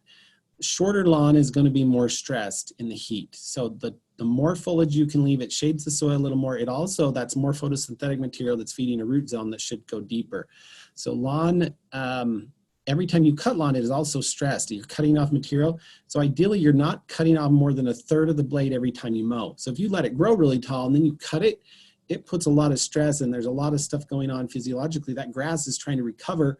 And so it has a high demand for water and all this stuff's going on. So ideally you cut off just 1/3 at a time. Deep roots will help through drought stress. And if you can mulch, meaning you put the grass clippings back in, that actually puts a little bit of nitrogen back into the soil and builds the soil. If you have to bag it. And then if you have a vegetable garden or somewhere else, as long as you're not using herbicides, you could put those grass clippings out in your garden, and they add great compost material as they dry out over the year. Here's a picture illustrating mow height. These are two neighbors. One's mowed short, one's mowed lawn. Both lawns receive similar amount of water, mowed at different heights. So this is just an illustration. Your lawn will typically look a little better if you leave it a little longer. And then, hold on. Like I said, we got these other screens up, so sometimes I can't see what the slide is illustrating. Short lawn allows more sunlight. It also helps then weeds germinate and grow. In this picture, you see some little flowers kind of at the top. Those are field bindweed flowers. There's some dandelions in there. So you can have some serious weed problems in your lawn as well. All right, so weed control. We've already talked about this. Apply weed killer chemicals sparingly. But ideally, if you need to do that, do it before the weeds go to seed. It's basically preventing a whole nother generation of weeds from growing if you can get those before they go to seed. Anytime a weed goes to seed, you potentially have hundreds and maybe even thousands of new seeds that have gone into the soil that may or may not grow next year. They may grow the year after, so you just have increased your problem over the next several years. All right, so, whoops. I hope I just didn't dismiss somebody's question. I'm trying to get my thing going here. All right, here we go. Lawn edges. If you use a string trimmer along an edge, sometimes you can scalp the edge down a little bit, and it dries out quicker there, and it's also a place where weeds tend to grow. Ideally, you use an edge trimmer like this. A clean cut edge reduces the problem. So it's a blade that's perfectly straight this way, and it's cutting and straight this way instead of beveled down into the grass. And so that edge gets really scalped, really stressed, and weeds tend to grow right there. This way, it keeps that edge nice and straight. There's a good coverage of lawn still, and so it works out much better for maintaining the grass edges, if you can do it. Some people get really good at turning their string trimmer on its edge, and they can use a string trimmer to get a fairly straight edge as well, if that's what you have. Aeration for lawn. Core aeration removes it removes a plug. It actually pulls a core out of the grass. Now you can do aeration on any soil, anytime, honestly. Most people do this in the spring, they do it in the fall, but you can really do it anytime. It's gonna loosen compacted soil, and it's gonna break through thatch. Thatch is a layer of roots that have developed that can get kind of tight. Thatch is not just the little dead grass material. Thatch is actually actively growing roots that develop, and they can get quite thick and form a mat that actually inhibits water and air movement down into the soil. So core aeration pulls and breaks that apart, pulls core out, lets water move in, lets air move in, helps the root zone. It can also let organic material down inside and build the soil. So if you have compacted soils, clay soils, you could do aeration at least once a year. Some people maybe even twice.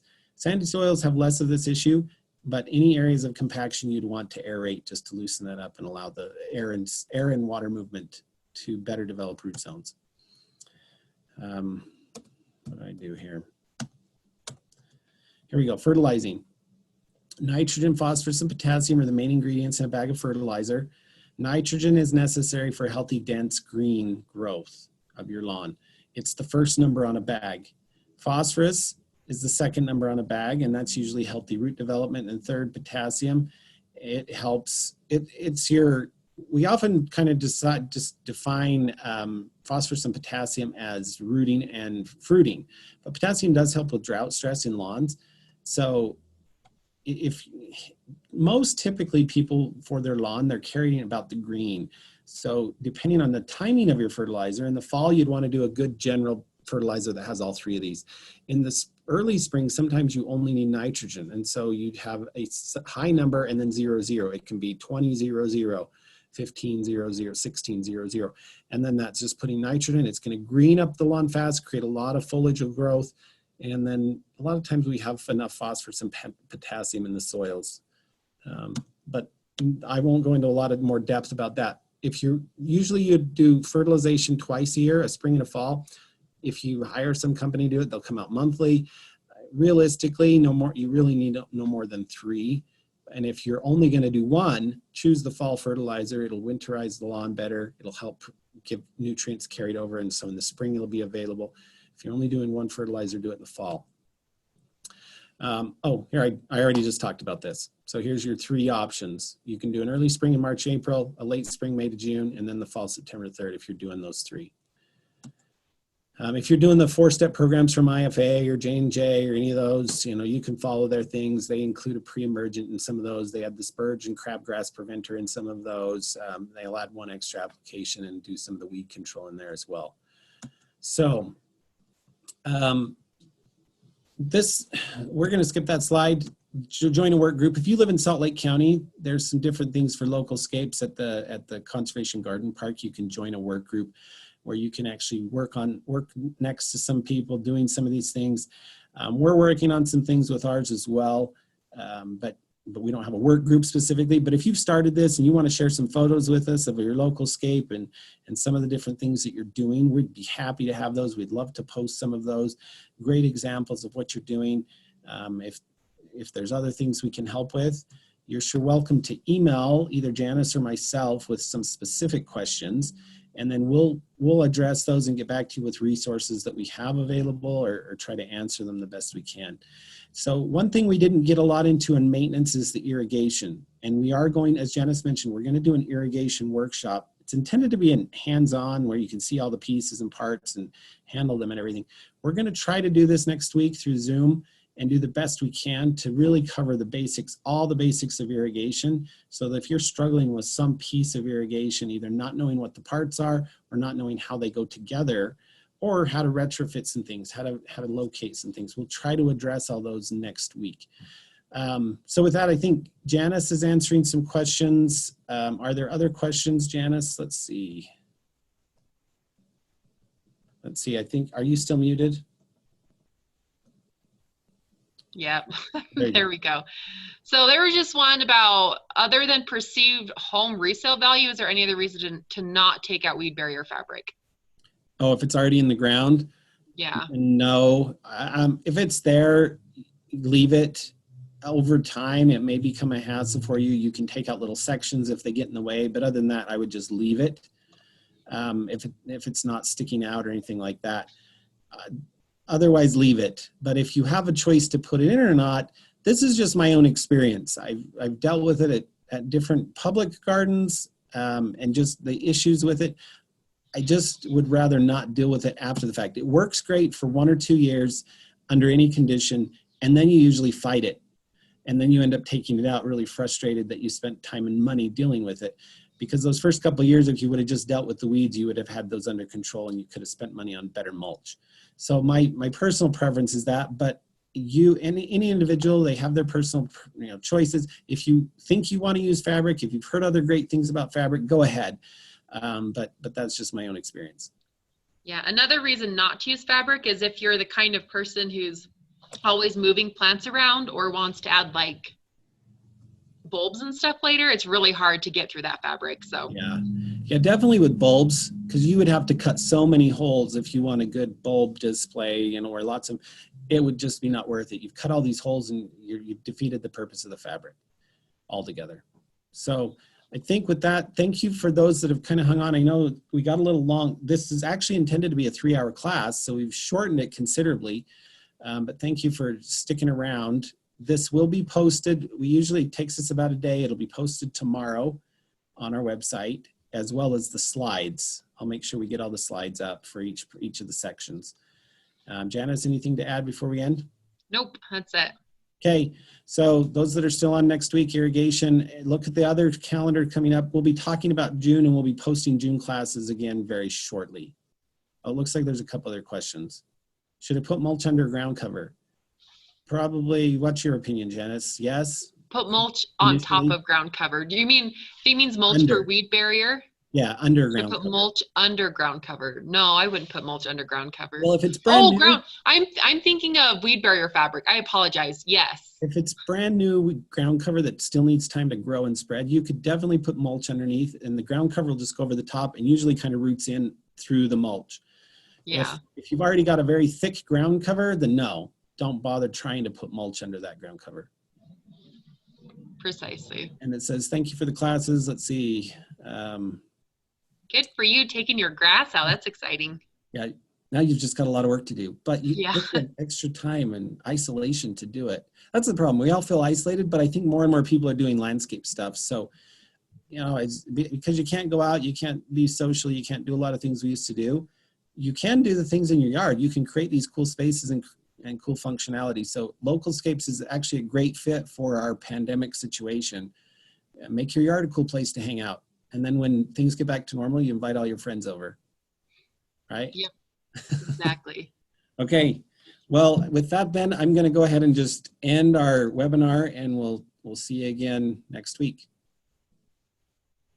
Okay, thanks. Sweet. Maybe I'm going to end the webinar. Here we go.